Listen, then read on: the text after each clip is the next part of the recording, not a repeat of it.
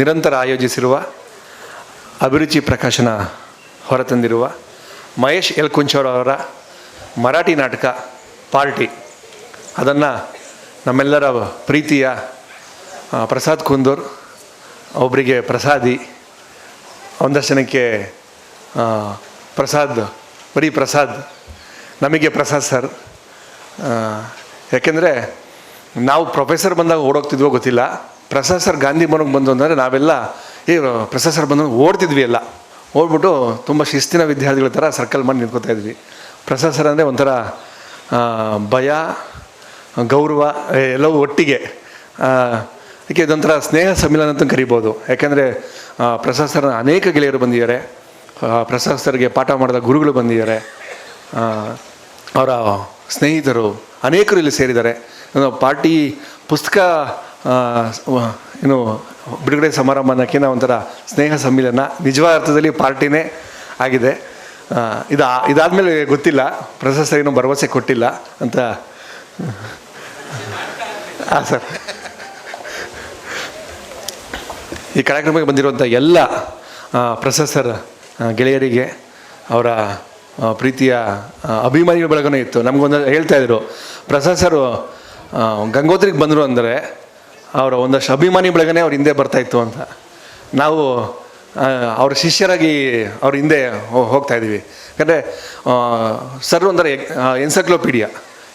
ನಾವು ನೋಡಿದ್ದು ಯಾವ ಥರ ಅಂದರೆ, ನಾವು ಒಂದು ಇನ್ವಿಟೇಷನ್ ಇದೆ, ನಾವು ಅದನ್ನೆಲ್ಲೋ ಗಾಂಧಿ ಭವನದಲ್ಲಿರೋ, ಅದಕ್ಕೆ ನಾವು ದಿನ ಸೇರೋ ಜಾಗ ಗಾಂಧಿ ಭವನ, ಎಷ್ಟಿರ್ತೀವಿ ಅಂದ್ಕೊಳ್ಳಿ, ತೊಗೊಂಡು ಅದರಲ್ಲಿ ಏನೋ ಒಂದು ಚಿತ್ರ ಬಿಡಿಸ್ತಿದ್ರು.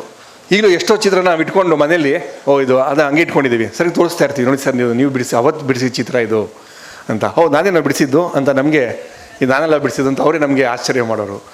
ಜೊತೆಗೆ ಯಾವ ವಿಚಾರ ಆಗಲಿ, ಅನೇಕ ವಿಚಾರದಲ್ಲಿ ನಮಗೆ ಒಂದು ರೀತಿಯಲ್ಲಿ ಜ್ಞಾನವನ್ನೇ ಕಣ್ ತಿರ್ಸ್ತವ್ರು. ಇದು ಈ ಥರ ಅಲ್ಲ, ಇದು ಈ ಥರ, ಇದನ್ನು ಈ ಥರ ಆಲೋಚನೆ ಮಾಡಿ, ಇದನ್ನು ಈ ಥರ ಬರೀರಿ, ಇದನ್ನು ಈ ಥರ ಓದಿ, ಈ ಪುಸ್ತಕಗಳನ್ನ ಓದಿ ಅಂತೇಳಿ ನಮಗೆ. ಯಾಕಂದರೆ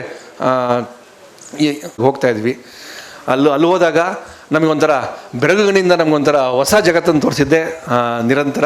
ಅದರಲ್ಲೂ ಪ್ರಸಾದ್ ಸರ್ ಇವತ್ತವ್ರ ಪುಸ್ತಕ ಬಿಡುಗಡೆ ಸಮಾರಂಭ, ಒಂಥರ ನನಗೂ ಒಂಥರ ನರ್ವಸ್ ಆಗ್ತಿದೆ. ಯಾಕಂದರೆ ಇದ್ದಕ್ಕಿದ್ದಂಗೆ ನೀನೇ ಅಯೋಗ್ಯ ಅಂತ ಬೈತಾರೆ, ಅದಕ್ಕೆ ಅದು ಬೈಸ್ಕೋಬೇಕಲ್ಲ ಅಂತ ಭಯದಲ್ಲೇ ಮಾತಾಡ್ತಾ ಇದ್ದೀನಿ ಅಂತ ಹೇಳ್ತಾ, ಈ ಕಾರ್ಯಕ್ರಮಕ್ಕೆ ಬಂದಿರುವಂತಹ ಎಲ್ಲ ಅತಿಥಿಗಳಿಗೆ ವೇದಿಕೆಗೆ ಆಹ್ವಾನ ಮಾಡ್ತಾಯಿದ್ದೀನಿ. ಜಂಬೆ ಸರ್, ಜೈದ್ ಕಾಂಕಿನಿ ಅವರು, ಚೌಗ್ಲೆ ಅವರು,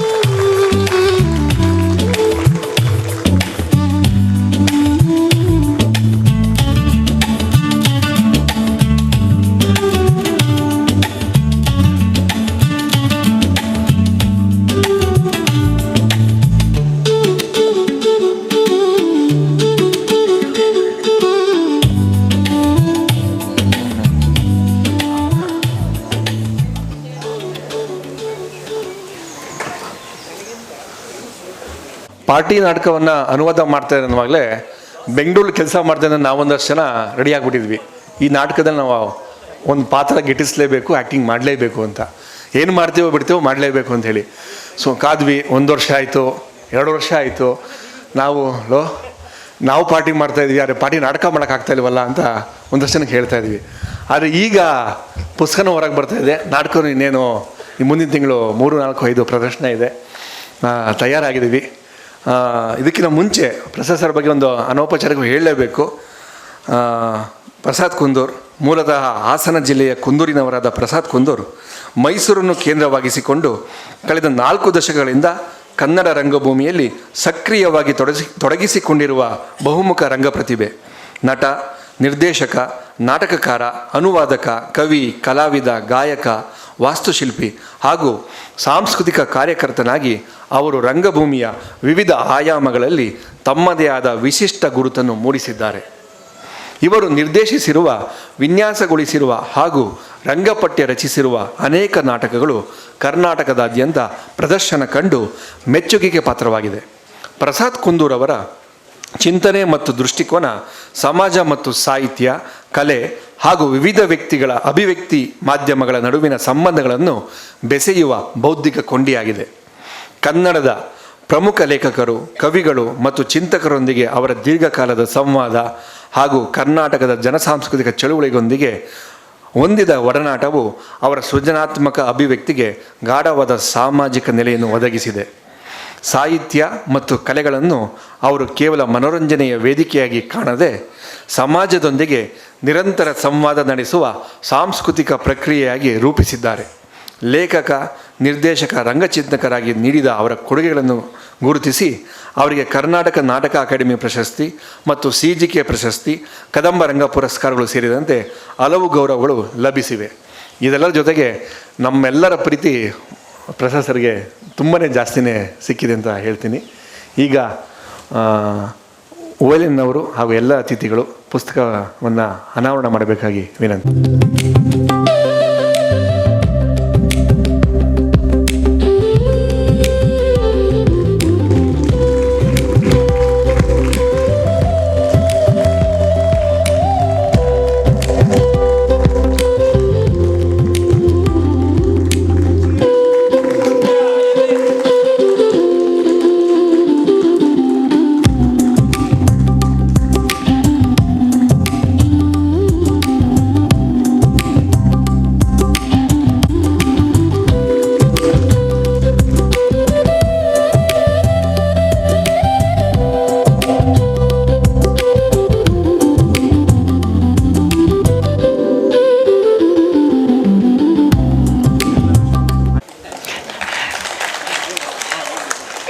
ಈ ಕಾಕ್ಟೈಲ್ ಪಾರ್ಟಿಯ ಸಿಪ್ ತೊಗೊಳಕ್ಕೆ ಇನ್ನೂ ಒಂದು ವಾರ ಕಾಯಬೇಕಾಗತ್ತೆ. 3, 4, 5ನೇ ತಾರೀಕುವರೆಗೆ. ಆವಾಗ ಇನ್ನೊಂದು ಥರ ಪಾರ್ಟಿಯನ್ನು ಏರ್ಪಾಡು ಮಾಡಲಿ ಅಂತ ಹಾರೈಸೋಣ. ಸ್ನೇಹಿತರೆ, ಇಂಥ ಸಮಾರಂಭದಲ್ಲಿ, ಇಂಥ ಪಾರ್ಟಿಯಲ್ಲಿ ಭಾಗವಹಿಸೋದು ಒಂಥರ ಭಾಳ ಸಂತೋಷದ ಕೆಲಸ. ಯಾಕೆಂದರೆ ಸ್ಟೇಜ್ ಮೇಲಿರೋರು, ಎದುರುಗಡೆ ಇರೋರು ಎಲ್ಲರೂ 190ರಷ್ಟು ಯಾವ ವಿಷಯದ ಬಗ್ಗೆ ಮಾತಾಡ್ತೀವೋ ಅದರ ಪರಿಚಯ ಇರೋರಾಗಿರೋದು ಬಹಳ ಅಪರೂಪ. ಮಿಕ್ಸ್ಡ್ ಆಡಿಯನ್ಸ್ ಸಿಗ್ತಾರೆ. ಆದರೆ ರಂಗಭೂಮಿ, ನಾಟಕ ಇಂಥದ್ರ ಆಸಕ್ತಿ ಇರೋ ಆಡಿಯನ್ಸು ಮತ್ತು ಗೆಸ್ಟ್ಗಳು ಎಲ್ಲ ಒಟ್ಟಿಗೆ ಸೇರಿದಾಗ ಮಾತಾಡೋದು ಭಾಳ ಖುಷಿ ಆಗುತ್ತೆ. ನಾನು ಮುಖ್ಯವಾಗಿ ಈ ಪುಸ್ತಕದ ಬಗ್ಗೆ ಮಾತಾಡ್ತಾ ಗಂಟೆಗಟ್ಟಲೆ ಮಾತಾಡಲ್ಲ, ಭಾಳ ಚಿಕ್ಕದಾಗಿ ಮುಗಿಸ್ಬಿಡ್ತೇನೆ ಮಾತನ್ನು. 3 ಅಂಶಗಳನ್ನು ಹೇಳಬೇಕು ಅಂತ ಅಂದ್ಕೊಂಡಿದ್ದೇನೆ. ಮೊದಲನೇದು, ಕುಂದೂರವರು ಈ ನಾಟಕವನ್ನು ಬಹಳ ಚೆನ್ನಾಗಿ ಅನುವಾದ ಮಾಡಿದ್ದಾರೆ. ಅದು ಬರೀ ಔಪಚಾರಿಕವಾದ ಮಾತಲ್ಲ. ಯಾಕೆ ಅಂತಂದರೆ, ಬಹಳ ಸರ್ತಿ ನಾಟಕವನ್ನು ಓದಿದಾಗ ಏನೂ ಅನಿಸಲ್ಲ, ಆದರೆ ಸ್ಟೇಜ್ ಮೇಲೆ ಬಂದಾಗ ಬಹಳ ಪವರ್ಫುಲ್ಲಾಗಿರುತ್ತೆ. ನಾವು ದಿನನಿತ್ಯ ಮಾತಾಡುವ ಭಾಷೆ, ರಂಗದ ಭಾಷೆ ಎರಡೂ ಗೊತ್ತಿರೋರು ಅನುವಾದ ಮಾಡಿದಾಗ ಆ ಅನುವಾದ ಹೇಗಿರುತ್ತೆ ಅನ್ನೋದಕ್ಕೆ ಇದು ಒಂದು ಎಕ್ಸಾಂಪಲ್, ಅದು ಒಂದು ಕಾರಣ. ಎರಡನೇದು, ನಾವೆಲ್ಲ ಭಾರತೀಯವರೇ ಆದರೂ ಕೂಡ ನಮ್ಮ ಪಕ್ಕದ ಭಾಷೆಯ ಕೃತಿಯನ್ನು ಇಂಗ್ಲೀಷ್ ಮುಖಾಂತರ ಅನುವಾದ ಮಾಡಿಕೊಳ್ಳುವ ಒಂದು ದೌರ್ಭಾಗ್ಯವೋ ಅಥವಾ ದುರಂತವೋ ನಮ್ಮ ಎದುರುಗಡೆ ಇದೆ. ಹಿಂದಿನ ಕಾಲದಲ್ಲಿ ಒಂದು ಭಾಷೆಯಿಂದ ಇನ್ನೊಂದು ಭಾಷೆ ನೇರವಾಗಿ ಆಗ್ತಾಯಿತ್ತು. ಕನ್ನಡ, ಬಂಗಾಳಿ, ಮರಾಠಿ, ಕನ್ನಡ ಭಾಳ ಆಗ್ತಾಯಿತ್ತು. ಆದರೆ ಇತ್ತೀಚೆಗೆ ಹಾಗಾಗಿರೋದು ಕಡಿಮೆ. ಅಂಥ ಹೊತ್ತಿನಲ್ಲಿ ಚೌಗಲೆ ಅಂಥವ್ರನ್ನ ಜೊತೆಯಲ್ಲಿ ಕೂಡಿಸ್ಕೊಂಡು ಮರಾಠಿಯಲ್ಲಿ ನಾಟಕನ ಓದ್ಕೊಂಡು, ಇಂಗ್ಲೀಷಿನಲ್ಲಿ ಯಾವ್ಯಾವ ತೊಂದರೆ ಆಗಿದೆ ಅಂತ ತಿಳ್ಕೊಂಡು ಕನ್ನಡಕ್ಕೆ ಸೂಕ್ತವಾಗುವ ಹಾಗೆ ಮರಾಠಿಯಿಂದಲೇ ಇದನ್ನು ತಂದಿದ್ದಾರಲ್ಲ, ಅದು ಬಹಳ ಸಂತೋಷ. ಅಂದರೆ ಈ ನಾಟಕ ಇಂಗ್ಲೀಷನ್ನು ಅವಲಂಬಿಸದೆ ಬಹಳ ಮಟ್ಟಿಗೆ ಮರಾಠಿಯನ್ನು ಅವಲಂಬಿಸ್ಕೊಂಡು ಬಂದಿರೋದಕ್ಕೆ ಚೌಗಲೆಯವರು ಸಹಾಯ ಮಾಡಿದ್ದಾರೆ. ಅದ್ರ ಜೊತೆಗೆ ಆಶ್ಚರ್ಯ ಆಗಿದ್ದು, ಈ ಪುಸ್ತಕನ ಅನುವಾದ ಮಾಡಿ ಪ್ರೇರಣೆ ಕೊಟ್ಟವರು ಹುಲಿಗಪ್ಪ ಕಟ್ಟಿಮನಿಯವರಂತೆ. ಸೊ ಅಲ್ಲಿಂದ ಹಿಡಿದು ಒಂದು ನಾಟಕ ಸೃಷ್ಟಿಯಾಗಬೇಕಾದ್ರೆ ಎಷ್ಟು ಮನಸ್ಸುಗಳು ಕೆಲಸ ಮಾಡಬೇಕು, ಎಷ್ಟು ನಟರು, ಎಷ್ಟು ಆ್ಯಕ್ಟರ್ಸು, ಎಷ್ಟು ಯೋಚನೆ ಎಲ್ಲ ಸೇರಿಕೊಂಡು ಒಂದು ನಾಟಕ ಆಗುತ್ತಲ್ಲ. ಇಂಥ ಒಂದು ನಾಟಕ ಆಗೋದು ಪ್ರೇಕ್ಷಕರಿಗೆ ಕೆಲವು ಗಂಟೆಗಳ ಅನುಭವ, ಅದರಲ್ಲಿ ಇನ್ವಾಲ್ವ್ ಆಗಿರೋರಿಗೆ ತಿಂಗಳುಗಟ್ಟಲೆ ಕಂಟಿನ್ಯೂ ಆಗುವ ಅನುಭವ, ಅದೇ ಕೆಲಸ ಮಾಡ್ತಿರೋರಿಗೆ ಜೀವಮಾನ ಪೂರ್ತಿ ನಿರಂತರವಾಗಿರೋ ಅನುಭವ. ಸೊ ಈ ನಾಟಕ ರಂಗದ ಜೊತೆಗೆ ಇದೇ ಜೀವನಾನುಭವ ಅಂದುಕೊಂಡು ನಿರಂತರವಾಗಿದೆಯಲ್ಲ, ಆ ನಿರಂತರ ಫೌಂಡೇಶನಿಗೆ ಕಾರಣವಾಗಿರುವ ಪ್ರಸಾದ್ ಕುಂದೂರವರು ಈ ಒಂದು ಒಳ್ಳೆಯ ಕೆಲಸ ಮಾಡಿದ್ದಕ್ಕೆ ಮತ್ತೊಮ್ಮೆ ಅಭಿನಂದನೆ ಹೇಳ್ತೀನಿ. ಈ ನಾಟಕ ಮುಖ್ಯವಾದ ಯಾಕೆ ಅನ್ನೋದು ನನ್ನ ಎರಡನೇ ಮಾತು. ನಾನು ಯಲ್ಕುಂಚವಾರ್ ಅವರ ಹೆಸರು ಕೇಳಿದ್ದೆ, ಕೆಲವು ನಾಟಕಗಳು ನೋಡಿದ್ದೆ, ಆದರೆ ಈ ನಾಟಕ ನನಗೆ ಗೊತ್ತಿರಲಿಲ್ಲ. ಇದನ್ನು ಆಧರಿಸಿ ಒಂದು ಫಿಲ್ಮ್ ಬಂದಿದ್ದು ಹೌದು, ನಿಹಲಾನಿಯವರು ಮಾಡಿದ ಫಿಲ್ಮು 84ನೇ ಇಸ್ವಿಲಿ ಬಂದಿತ್ತು. ಅದನ್ನು ನೋಡಿರಲಿಲ್ಲ, ಅದು ಯಾಕಂದ್ರೆ ನಾನಿರೋ ಜಾಗಕ್ಕೆ ಅದು ಬಂದಿರಲಿಲ್ಲ, ಶಿವಮೊಗ್ಗದಲ್ಲೆಲ್ಲೋ ಇದ್ದೆ ಆಗ. ಆವಾಗ ಟಿ ವಿನೂ ಇರಲಿಲ್ಲ ಆ ಕಾಲದಲ್ಲಿ. ಅಂಥ ಹೊತ್ತಿನಲ್ಲಿ ಆ ನಾಟಕ ಓದಿದ್ದೆ, ಕೇಳಿದ್ದೆ, ಬಟ್ ಗೊತ್ತಿರಲಿಲ್ಲ. ಈ ಪುಸ್ತಕದ ಬಗ್ಗೆ ಮಾತಾಡಬೇಕು ಅಂಥೇಳಿ ನನಗೆ ಪುಸ್ತಕ ಕೊಟ್ಟಾಗ ಇದು ನನಗೆ ಕುತೂಹಲ ಹುಟ್ಟಿಸಿದ್ದು. ಮೊದಲನೇ 4 ಪೇಜ್ ಓದ್ತಾ ಇದ್ದ ಹಾಗೇ ನನ್ನ ಮನಸ್ಸು 73ನೇ ಇಸ್ವಿಗೆ ಹೊಟ್ಟೋಯ್ತು. ಯಾಕೆ ಅಂದರೆ ನಮಗೆ ಫೈನಲ್ ಇಯರ್ MA TS ಎಲಿಯಟ್ನ ನಾಟಕ ಕಾಕ್ಟೈಲ್ ಪಾರ್ಟಿ ಅಂತ ಇತ್ತು. ಈ ನಾಟಕದ ಬಿಗಿನಿಂಗು ಅದು ಎರಡು ಒಂದೇ ಥರ ಇದೆಯಲ್ಲ ಅನಿಸೋದಕ್ಕೆ ಶುರುವಾಯಿತು. ಆಮೇಲೆ ನೋಡಿದರೆ ಹೌದು, ಈ ನಾಟಕ ಎಲಿಯಟ್ನ ಕಾಕ್ಟೈಲ್ ಪಾರ್ಟಿಯಿಂದ ತುಂಬ ಪ್ರಭಾವಿತವಾಗಿದೆ ಅಂತ ಅನ್ನಿಸ್ತು. ಇಲ್ಲಿ ಒಂದು ನಿಮಿಷ ನಿಲ್ಲಿಸೋಣ. ಈ ಕಾಕ್ಟೈಲ್ ಪಾರ್ಟಿ ಅನ್ನೋದು ಇದೆಯಲ್ಲ, ಅದು ಹೆಂಗೆ ಬಂತು ಆ ನಾಟಕ ಅಂತ ಯೋಚನೆ ಮಾಡಿದರೆ ಅದಕ್ಕೆ ಮೂಲ ಗ್ರೀಕರ ಕಥೆ ಅಂತೆ. ಅಲ್ಸೆಸ್ಟಿಸ್ ಅಂತ ಒಬ್ಬ ಹೆಣ್ಮಗಳು ತನ್ನ ಗಂಡನ ಪ್ರಾಣವನ್ನು ಉಳಿಸೋದಕ್ಕೆ ತನ್ನ ಪ್ರಾಣ ಕೊಟ್ಟು ತ್ಯಾಗ ಮಾಡಿದ್ಲು ಅನ್ನೋ ಕಥೆ. ಆ ಕಥೆ ಇಂಡಿಯಾಗೆ ಬಂದ ಸಾವಿತ್ರಿ ಕಥೆ ಆಗುತ್ತೆ, ಅದು ಬೇರೆ ಬಿಡಿ, ಅದು ಇನ್ನೊಂದು ದಿಕ್ಕಿಗೆ ಕರ್ಕೊಂಡು ಹೋಗುತ್ತೆ. ಈ ರಾಜನಾಗಿರುವ ಒಬ್ಬ ಮನುಷ್ಯನ ಸುಖ ಭೋಗಗಳು ಕಂಟಿನ್ಯೂ ಆಗಲಿ ಅಂತಂದ್ಬಿಟ್ಟು ತನ್ನ ಪ್ರಾಣವನ್ನು ಕೊಟ್ಟ ಒಬ್ಬ ಹೆಣ್ಣಿನ ಕಥೆಯನ್ನು ಎಲಿಯಟ್ ಏನು ಮಾಡ್ತಾನೆ, ಇಂಗ್ಲೆಂಡಲ್ಲಿ ಆಗ ಒಂದು ಪದ್ಧತಿ ಇತ್ತು. ಪದ್ಧತಿ ಅಂದರೆ ಕಾಮಿಡಿ ಆಫ್ ಮ್ಯಾನರ್ಸ್, ಸಾಮಾಜಿಕ ಸದ್ವರ್ತನೆಗಳು, ಸಾಮಾಜಿಕ ಡೆಲಿಕೇಟ್ ಆದ ಏನು ಕರೆಯಣಿ ಎಟಿಕೆಟ್, ಆ ಎಟಿಕೆಟ್ಟೇ ಮುಖ್ಯವಾದ್ದು, ಸಾಮಾಜಿಕ ಸಭ್ಯವರ್ತನೆಯೇ ಮುಖ್ಯವಾದ ಕಾಮಿಡಿ ಆಫ್ ಮ್ಯಾನರ್ಸ್ ಅನ್ನೋದೊಂದು 18-19 ಶತಮಾನದಲ್ಲಿ ಇತ್ತು. ಆ ಕಾಮಿಡಿ ಆಫ್ ಮ್ಯಾನರ್ಸ್ನ ಮುಖ್ಯವಾದ ಮಾತೇನು ಅಂದರೆ manners is more important than morals. ನಮ್ಮ ವರ್ತನೆಯ ಸೌಶೀಲ್ಯ, ಸೌಜನ್ಯ, ಸಭ್ಯತೆ ಎಷ್ಟು ಮುಖ್ಯ ಅಂದರೆ ನೀತಿಗಿಂತಲೂ ಅದು ಮುಖ್ಯ ಅಂತ ತಿಳ್ಕೊಂಡಿದ್ರು. ಸೊ ಅದನ್ನು ಬಹಳ ವ್ಯಂಗ್ಯ ಮಾಡಿದ ನಾಟಕಗಳು ಬಂದವು. ಅದನ್ನು ಒಂದು ಕಡೆ ಇಟ್ಕೊಂಡು ಆಲ್ಸೆಸ್ಟಿಸ್ ಮಾಡಿದ ತ್ಯಾಗ ಒಂದು ಕಡೆ ಇಟ್ಕೊಂಡು ಎಲಿಯಟ್ 48ನೇ ಇಸ್ವಿಲಿ ಏನು ಕೆಲಸ ಮಾಡ್ತಾನೆ ಅಂದರೆ, ಈ ಸಮಾಜದಲ್ಲಿ ಈ ಉನ್ನತ ವರ್ಗದವರು ಕಾಕ್ಟೈಲ್ ಪಾರ್ಟಿ ಮಾಡ್ಕೊಂಡು ಮುಳುಗಿಬಿಟ್ಟಿದ್ದಾರೆ. ಆ ಕಾಕ್ಟೈಲ್ ಪಾರ್ಟಿಯಲ್ಲಿ ಇರೋದೆಲ್ಲ ಸಭ್ಯತೆಯ ಮುಖವಾಡ, ಆದರೆ ಪ್ರತಿಯೊಬ್ಬರೂ ಕೂಡ ಒಂಟಿತನದಲ್ಲಿ ನರಳ್ತಾ ಇರೋರು, ತಮ್ಮ ಶೋ ಕಂಟಿನ್ಯೂ ಆಗಬೇಕು ಅನ್ನೋ ಆಸೆಗೆ ಏನೇನೋ ಮೋಸ ಮಾಡೋರು. ಅದು ಒಂದು ಭಾಗ. ಆ ನಾಟಕ ಶುರುವಾಗೋ ಹೊತ್ತಿಗೆ ಪಾರ್ಟಿ ಇವತ್ತು ಅನ್ನೋವಾಗ ನೆನ್ನೆ ದಿವಸ ಆ ಪಾರ್ಟಿ ಕೊಡ್ತಾ ಇರೋನ ಹೆಂಡತಿ ಅವ್ನು ಬಿಟ್ಟು ಹೊಟ್ಟೋಗಿರ್ತಾಳೆ.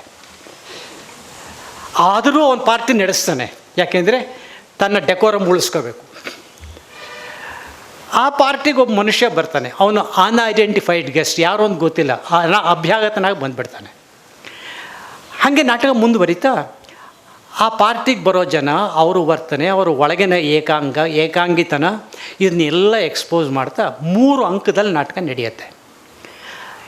ಈ ಕಥಾನಾಯಕನ ಪ್ರೇಯಸಿ ಒಬ್ಬಳು ಇರ್ತಾಳೆ. ಆಕೆ ಬಹಳ ತೀವ್ರವಾದ ಮನೋಧರ್ಮದವಳು. ಅವಳಿಗೆ ಈ ಮೋಸ ಗಿಸ ಸಹಿಸೋಕ್ಕಾಗಲ್ಲ. ಅವಳಿಗೆ ದಾರಿ ತೋರಿಸ್ಬೇಕು ಅಂತ ಅನ್ಐಡೆಂಟಿಫೈಡ್ ಗೆಸ್ಟ್ ಬಂದಿರೋನು. ಅವನ ಜೊತೆ ಇನ್ನು 3 ಜನ ಗೆಸ್ಟ್ಗಳು ದೇವಲೋಕದಿಂದ ಬಂದಿರ್ತಾರೆ, ದೇವತೆಗಳು ಅನ್ನೋ ಥರ. ಅವರು ಇವಳನ್ನು ದಾರಿ ತೋರಿಸ್ತಾ, ನೀನು ಈ ಒಂಟಿತನ, ಈ ತೋರಿಕೆಯ ಜಗತ್ತಿಲ್ಲಿ ಇರಬೇಡ, ನೀನು ಧಾರ್ಮಿಕವಾಗಿ ಮಾರ್ಟೇಯರ್, ಹುತಾತ್ಮಳಾಗು ಅಂತ ಅಂದ್ಬಿಟ್ಟು ಅವಳನ್ನು ಆಫ್ರಿಕಾಗೆ ಕಳಿಸ್ಬಿಡ್ತಾರೆ. ಆಫ್ರಿಕಾದಲ್ಲಿ ಆಕೆ ಹುತಾತ್ಮಳಾಗ್ತಾಳೆ. ಆ ಸುದ್ದಿ ಬಂದು 3ನೇ ಅಂಕದಲ್ಲಿ ಇನ್ನೊಂದು ಪಾರ್ಟಿ ನಡೆಯುತ್ತೆ. ಅವಳು ಸತ್ತೋದ್ಲೊಂದು ಬೇಜಾರು ಮಾಡ್ಕೊತಾರೆ, ಆ ಪಾರ್ಟಿ ಕಂಟಿನ್ಯೂ ಆಗುತ್ತೆ. ಆ ನಾಟಕ ಎಂಥ ಅದ್ಭುತವಾದ ನಾಟಕ ನಮಗನ್ಸಿತ್ತು ಆಗ ಅಂತಂದರೆ, ಮೇಲು ನೋಟದ ತೋರಿಕೆಯ ಸಭ್ಯ ಸಮಾಜ ಅದು ಹಾಗೇ ಮುಂದುವರಿಬೇಕು ಅಂದರೆ ಹುತಾತ್ಮರಾಗಬೇಕಾದವ್ರು ಇರಲೇಬೇಕು. ಅದು ಧಾರ್ಮಿಕ ಹುತಾತ್ಮರಾದರೂ ಸರಿ, ರಾಜಕೀಯ ಹುತಾತ್ಮರಾದರೂ ಸರಿ. ಈ ಧಾರ್ಮಿಕ ಹುತಾತ್ಮತೆ ಕೂಡ ಈ 100ಕ್ಕೆ 90 ಜನ ಮಾಮೂಲಾಗಿ ಏನು ಬದುಕ್ತಾರೋ ಅವ್ರ ಬದುಕು ಮಾಮೂಲಾಗಿರ್ಬೇಕಾದ್ರೆ ಹಿಂಗೆ ನಡಿಲೇಬೇಕಲ್ವಾ. ಅದು ಗಾಂಧಿ ಇರ್ಬೋದು, ಯೇಸು ಕ್ರಿಸ್ತ ಇರ್ಬೋದು, ಯಾವನೊಬ್ಬನಿರ್ಬೋದು. ಅವನು ಹೋದಾಗ ಒಂದು ನಿಮಿಷ ಅಯ್ಯೋ ಅಂತೀವಿ, ಮತ್ತೆ ನಾವು ಮಾಮೂಲಾಗಿ ಮುಂದುವರಿತಾನೆ ಇರ್ತೀವಿ. ಈ ಪಾರ್ಟಿ ಕಂಟಿನ್ಯೂ ಆಗ್ತಾ ಹೋಗುತ್ತೆ. ಸೊ ಎರಡು ಪಾರ್ಟಿಗಳ ಮಧ್ಯ ಅಂಥ ಫಿಲಾಸಾಫಿಕಲ್, ಟ್ರ್ಯಾಜಿಕ್, ಕಾಮಿಕ್ ಆಗಿರುವಂಥ ಒಂದು ಕಾವ್ಯಮಯವಾದ ನಾಟಕವನ್ನು ಎಲಿಯಟ್ ಬರೆದಿದ್ದ.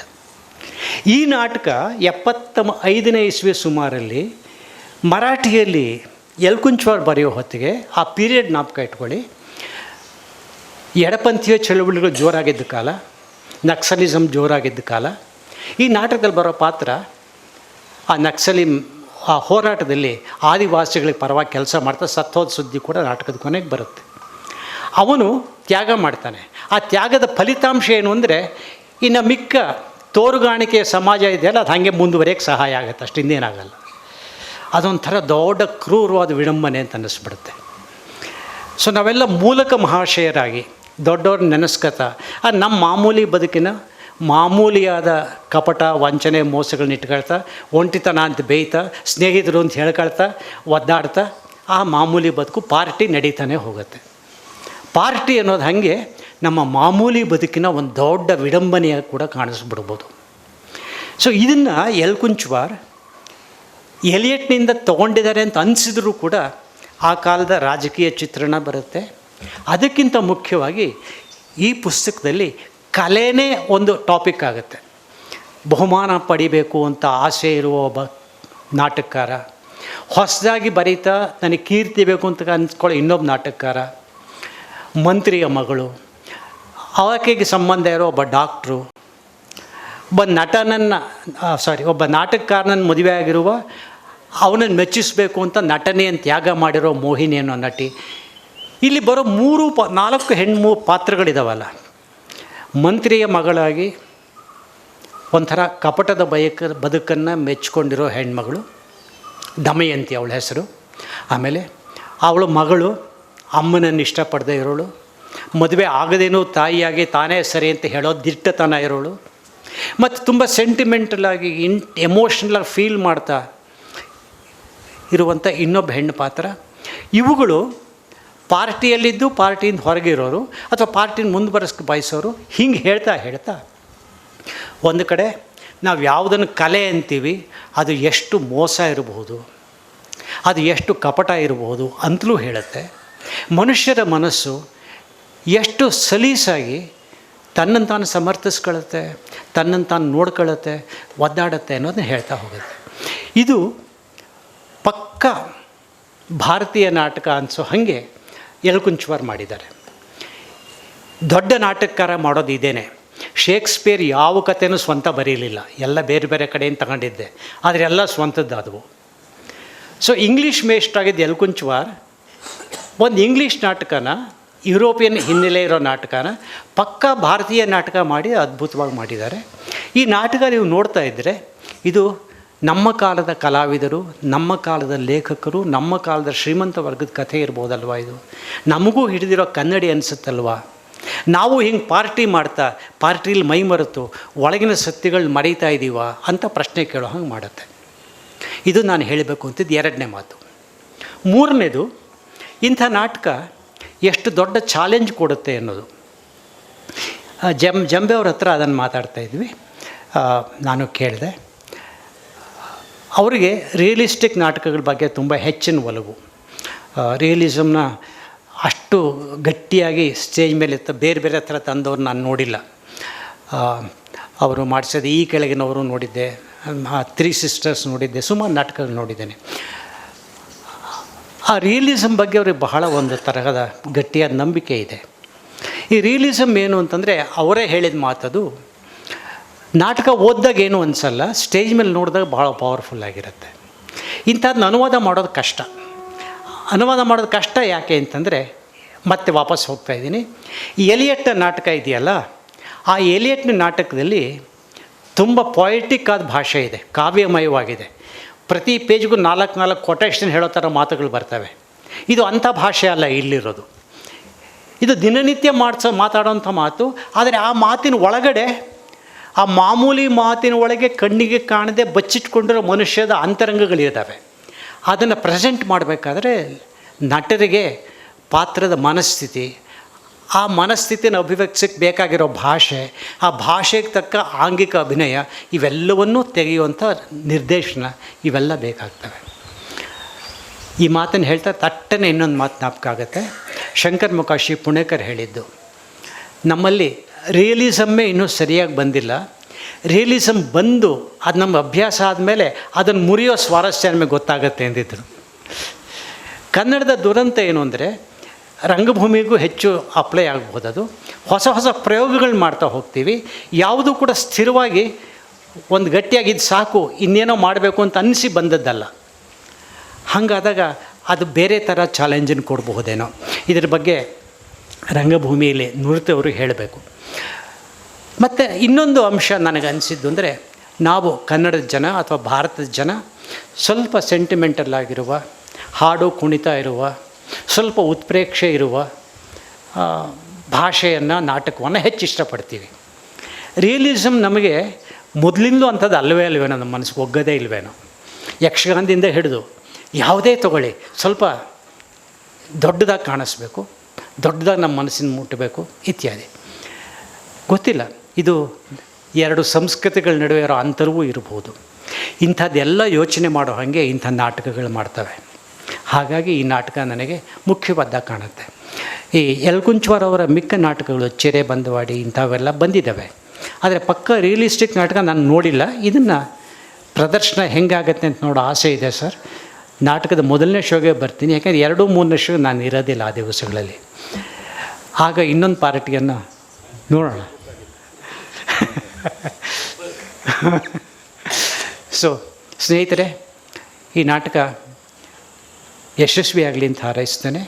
ಈ ನಾಟಕ ಅಪರೂಪಕ್ಕೆ 73ನೇ ಇಸ್ವಿಲಿ ಬರೆದಿದ್ದರೂ ಕೂಡ ಈ ಹೊತ್ತೂ ಕೂಡ ಕಲೆಯ ಬಗ್ಗೆ, ಸಾಹಿತ್ಯದ ಬಗ್ಗೆ, ಅದಕ್ಕೂ ನಮ್ಮ ಬದುಕಿಗಿರೋ ಸಂಬಂಧದ ಬಗ್ಗೆ, ಆ ಬದುಕಿನ ತೋರುಗಾಣಿಕೆಯ ಅಂದ ಚಂದಗಳ ಹಿಂದೆ ಇರೋ ದುರಂತದ ಬಗ್ಗೆ ಯೋಚನೆ ಮಾಡೋ ಅಂಥ ನಾಟಕ ಇದು. ನಾಟಕ ಚೆನ್ನಾಗಾಗಲಿ. ಬರೆದಿರುವ, ಅನುವಾದಿಸಿರುವ ಕುಂದೂರವರು ಇನ್ನೂ ಹೀಗೆ ದಣಿವರಿಯದೆ ದೊಡ್ಡ ದೊಡ್ಡ ಕೆಲಸಗಳು ಮಾಡಲಿ, ಇಂಥ ಪಾರ್ಟಿಗಳನ್ನ ಕೊಡ್ತಲೇ ಇರಲಿ ಅಂತ ಹಾರೈಸ್ತೀನಿ. ನನ್ನ ಮಾತನ್ನು ತಾಳ್ಮೆಯಿಂದ ಕೇಳಿ ತಮಗೆ ನಮಸ್ಕಾರ ಹೇಳಿಬಿಟ್ಟು ನಾನು ಅರ್ಜೆಂಟಾಗಿ ಹೋಗಬೇಕಾಗಿರೋದ್ರಿಂದ ಹೊರಡ್ತೀನಿ ಅಂತ ನಮ್ಮ ಅಪ್ಪಣೆಯನ್ನು ಬೇರೆ ಮಾತು ಮುಗಿಸ್ತೇನೆ. ನಮಸ್ಕಾರ. ಧನ್ಯವಾದಗಳು. ಅವರಿಗೆ ನೆನಪಿನ ಕಾಣಿಕೆಯನ್ನು ಪ್ರಕಾಶನದ ಅಭಿರುಚಿ ಗಣೇಶ್ ಅವರು ನೀಡಬೇಕಾಗಿ ವಿನಂತಿ.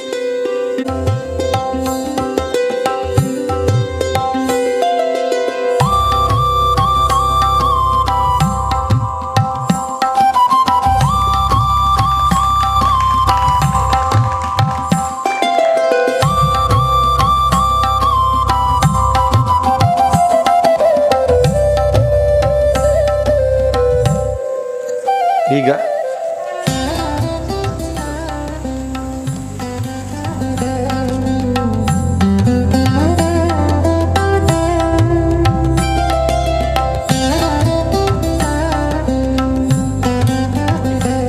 ಅನುವಾದಿಸಿದ ಪ್ರಸಾದ್ ಕುಂದರ್ ಅವರು ಎಲ್ಲರನ್ನು ಕುರಿತು ಮಾತಾಡಬೇಕಾಗಿ ವಿನಂತಿ. ಸ್ಟೇಜ್ ಹತ್ತಬಾರ್ದು ಅಂದ್ಕೊಂಡಿದ್ದೆ, ಆದರೂ ಇಲ್ಲಿ ನಮ್ಮ ಮೇಡಮ್ಗಳು, ಮೇಸ್ಟ್ರುಗಳು, ತಿದ್ದಿ ತೀಡಿದ ಎಷ್ಟೊಂದು ಜನ ಗೆಳೆಯರು, ಆಪ್ತರು, ಹೋರಾಟದ ಸಂಗಾತಿಗಳು, ಗೆಳೆಯರು, ಹೀಗೆ ಎಷ್ಟೊಂದು ಜನ ಬಂದಿದ್ದೀರಿ. ಖುಷಿ ಆಗ್ತಿದೆ. ನನಗೆ ಇಲ್ಲಿ ಬರೆದಿರೋದನ್ನೇ ಓದ್ಬಿಡ್ತೀನಿ.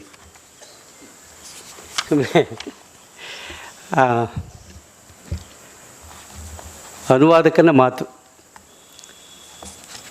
ಹೇಳುವುದು ಹೆಚ್ಚೇನಿಲ್ಲ. ಅನುವಾದ ಎನ್ನುವುದು ಒಂದು ಭಾಷೆಯ ಬಟ್ಟೆಯನ್ನು ಮತ್ತೊಂದು ಭಾಷೆಗೆ ತೊಡಿಸುವ ರೀತಿ. ಈ ಭಾಷೆಯ ಆತ್ಮವನ್ನು ಮತ್ತೊಂದು ಭಾಷೆಗೆ ಕಸಿ ಮಾಡುವ ಹಾಗೆ ಕಷ್ಟದ ಕೆಲಸ.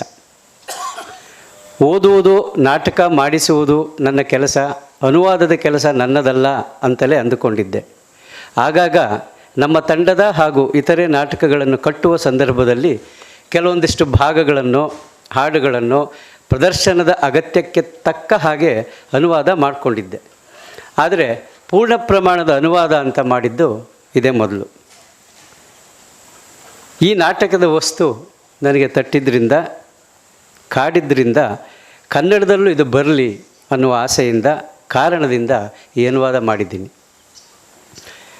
ಈ ಪುಸ್ತಕ ಬಿಡುಗಡೆಯಾಗುತ್ತಿರುವ ಈ ಹೊತ್ತಿನಲ್ಲಿ ಅನೇಕರನ್ನು ಕೃತಜ್ಞತೆಯಿಂದ ನೆನೆಯುವುದಷ್ಟೇ ನನ್ನ ಕೆಲಸ.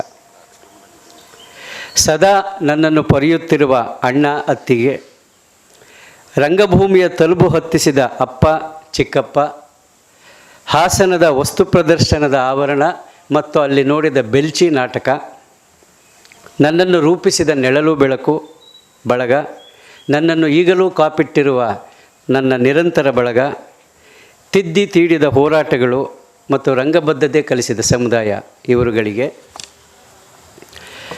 ನಾನು ಬರೆಯಬಲ್ಲೆ ಎಂಬ ಭರವಸೆ ತುಂಬಿ ನಾಟಕಗಳನ್ನು ಹಾಡುಗಳನ್ನು ಬರೆಸಿದ ನನ್ನ ಶಕ್ತಿಯೇ ಆಗಿರುವ ಹೋರಾಟಗಳು ಮತ್ತು ಸುಗುಣ, ಲಿಂಗರಾಜು, ಹರಿ, ಶ್ರೀನಿವಾಸು ಮತ್ತು ಕೂತಲ್ಲಿ ನಿಂತಲ್ಲಿ ಪೆನ್ನು ಪುಸ್ತಕಗಳನ್ನು ನನ್ನ ಮುಂದೆ ಬಿಸಾಕಿ ಯಾಕೆ ಬರಿತಾ ಇಲ್ಲ ಅಂತ ಕೆಂಗಣ್ಣಿನಿಂದ ಕೆಕ್ಕರಿಸಿ ಹಿಂದೆ ಬಿದ್ದ ಮಡದಿಯೂ ತಾಯಿಯೂ ಆಗಿರುವ ಮೆರೀನಾ ಇವರುಗಳಿಗೆ ಮತ್ತು ಈ ಅನುವಾದವನ್ನು ಓದಿ ಎಲೆಕುಂಚವಾರವರ ಅನುಮತಿ ದೊರಕಿಸಿಕೊಟ್ಟ ಹಾಗೂ ಈ ನಾಟಕವನ್ನು ನಿರಂತರ ರಂಗತಂಡಕ್ಕೆ ನಿರ್ದೇಶಿಸಲು ಒಪ್ಪಿಕೊಂಡ ಹಿರಿಯರಾದ ಚಿದಂಬರರಾವ್ ಜಂಬೆಯವರಿಗೆ, ಮುನ್ನುಡಿ ಬರೆದ ಕವಿ ಜಯಂತ ಕಾಯ್ಕಿಣಿಯವರಿಗೆ, ಮೂಲ ಮರಾಠಿಯ ನಾಟಕವನ್ನು ಓದಿ ಇಂಗ್ಲೀಷ್ನಿಂದ ಆದ ಹಲವಾರು ತಪ್ಪುಗಳನ್ನು ತಿದ್ದಲು ಸಹಕರಿಸಿ ಬೆನ್ನುಡಿ ಬರೆದ ಶ್ರೀ ಡಿ ಎಸ್ ಚೌಗಲಿಯವರಿಗೆ, ಜೊತೆಗೆ ನನ್ನ ಗೆಳೆಯ ಕವಿ ಕಮಲಾಕರ ಕಡವೆ ಇವರುಗಳಿಗೆ ಮತ್ತು ಮಹಾರಾಜ ಕಾಲೇಜಿನ ಮೇಷ್ಟ್ರು ಮೇಡಮ್ಗಳಿಗೆ, ಯಾಕೆ ಬರೆಯುತ್ತಿಲ್ಲ ಎಂದು ಒಳಗೊಳಗೆ ಛೇಡಿಸಿ ಒತ್ತಡ ಹೇರುತ್ತಿದ್ದ ಮೊಸಳೆ ಪ್ರಕಾಶ್ ರಾವಂದೂರು, ಜಯರಾಮ ಇವರ ಪ್ರೀತಿಗೆ ಮತ್ತು ಅನುವಾದಿಸಲು ಪ್ರಕಟಿಸಲು ಅನುಮತಿ ಕೊಟ್ಟ ಶ್ರೀಯುತ ಮಹೇಶ್ ಎಲ್ಕುಂಚವಾರವರಿಗೆ, ಪುಸ್ತಕ ಪ್ರಕಟಿಸುತ್ತಿರುವ ನನ್ನ 3 ದಶಕಗಳ ಗೆಳೆಯ ಅಭಿರುಚಿ ಗಣೇಶನಿಗೆ, ಬೆರಳಚ್ಚಿ ಮಾಡಿಕೊಟ್ಟಿದ್ದು ನಮ್ಮ ವಿಸ್ತಾರದ ಮಹೇಶ್ಗೆ ಮತ್ತು ಈ ಮುಖಪುಟದ ರೂಪಣೆಯಲ್ಲಿ ಸಹಕರಿಸಿದಂಥ ವಿಷ್ಣು, ಸಂತೋಷ್, ಶೀಲವಂತ್ ಮತ್ತು ಅನುರಾಗ್ ಇವರುಗಳಿಗೆ ಮತ್ತು ಯಾಕೆ ಏನೂ ಬರೆಯುತ್ತಿಲ್ಲ ಎಂದು ಸದಾ ಇರಿಯುತ್ತಿದ್ದ ಅದೆಷ್ಟೋ ಕಣ್ಣುಗಳಿಗೆ, ಜೊತೆಗೆ ನನ್ನನ್ನು ಸದಾ ಆವರಿಸಿಕೊಳ್ಳುವ ಬಣ್ಣ, ಬ್ರಷು, ಚಿತ್ರ ಹಾಗೂ ಪುಸ್ತಕಗಳಿಗೆ ಮತ್ತು ನಿಮಗೆ ಕೃತಜ್ಞತೆಗಳು. ನಮಸ್ಕಾರ. ಪ್ರಸಾದ್ ಸರ್ಗೆ ಧನ್ಯವಾದಗಳು. ಒಂಥರ ನಮಗೆ ನಾಟಕ ಕಟ್ಟುವಾಗ ಒಂದು ಎನರ್ಜಿ ತುಂಬಿದಂತಹ ಚೌಗಲೆ ಸರ್ ಈಗ ನಾಟಕದ ಕುರಿತು ಮಾತಾಡಬೇಕಾಗಿ ವಿನಂತಿ ಸರ್. ಎಲ್ರಿಗೂ ನಮಸ್ಕಾರ.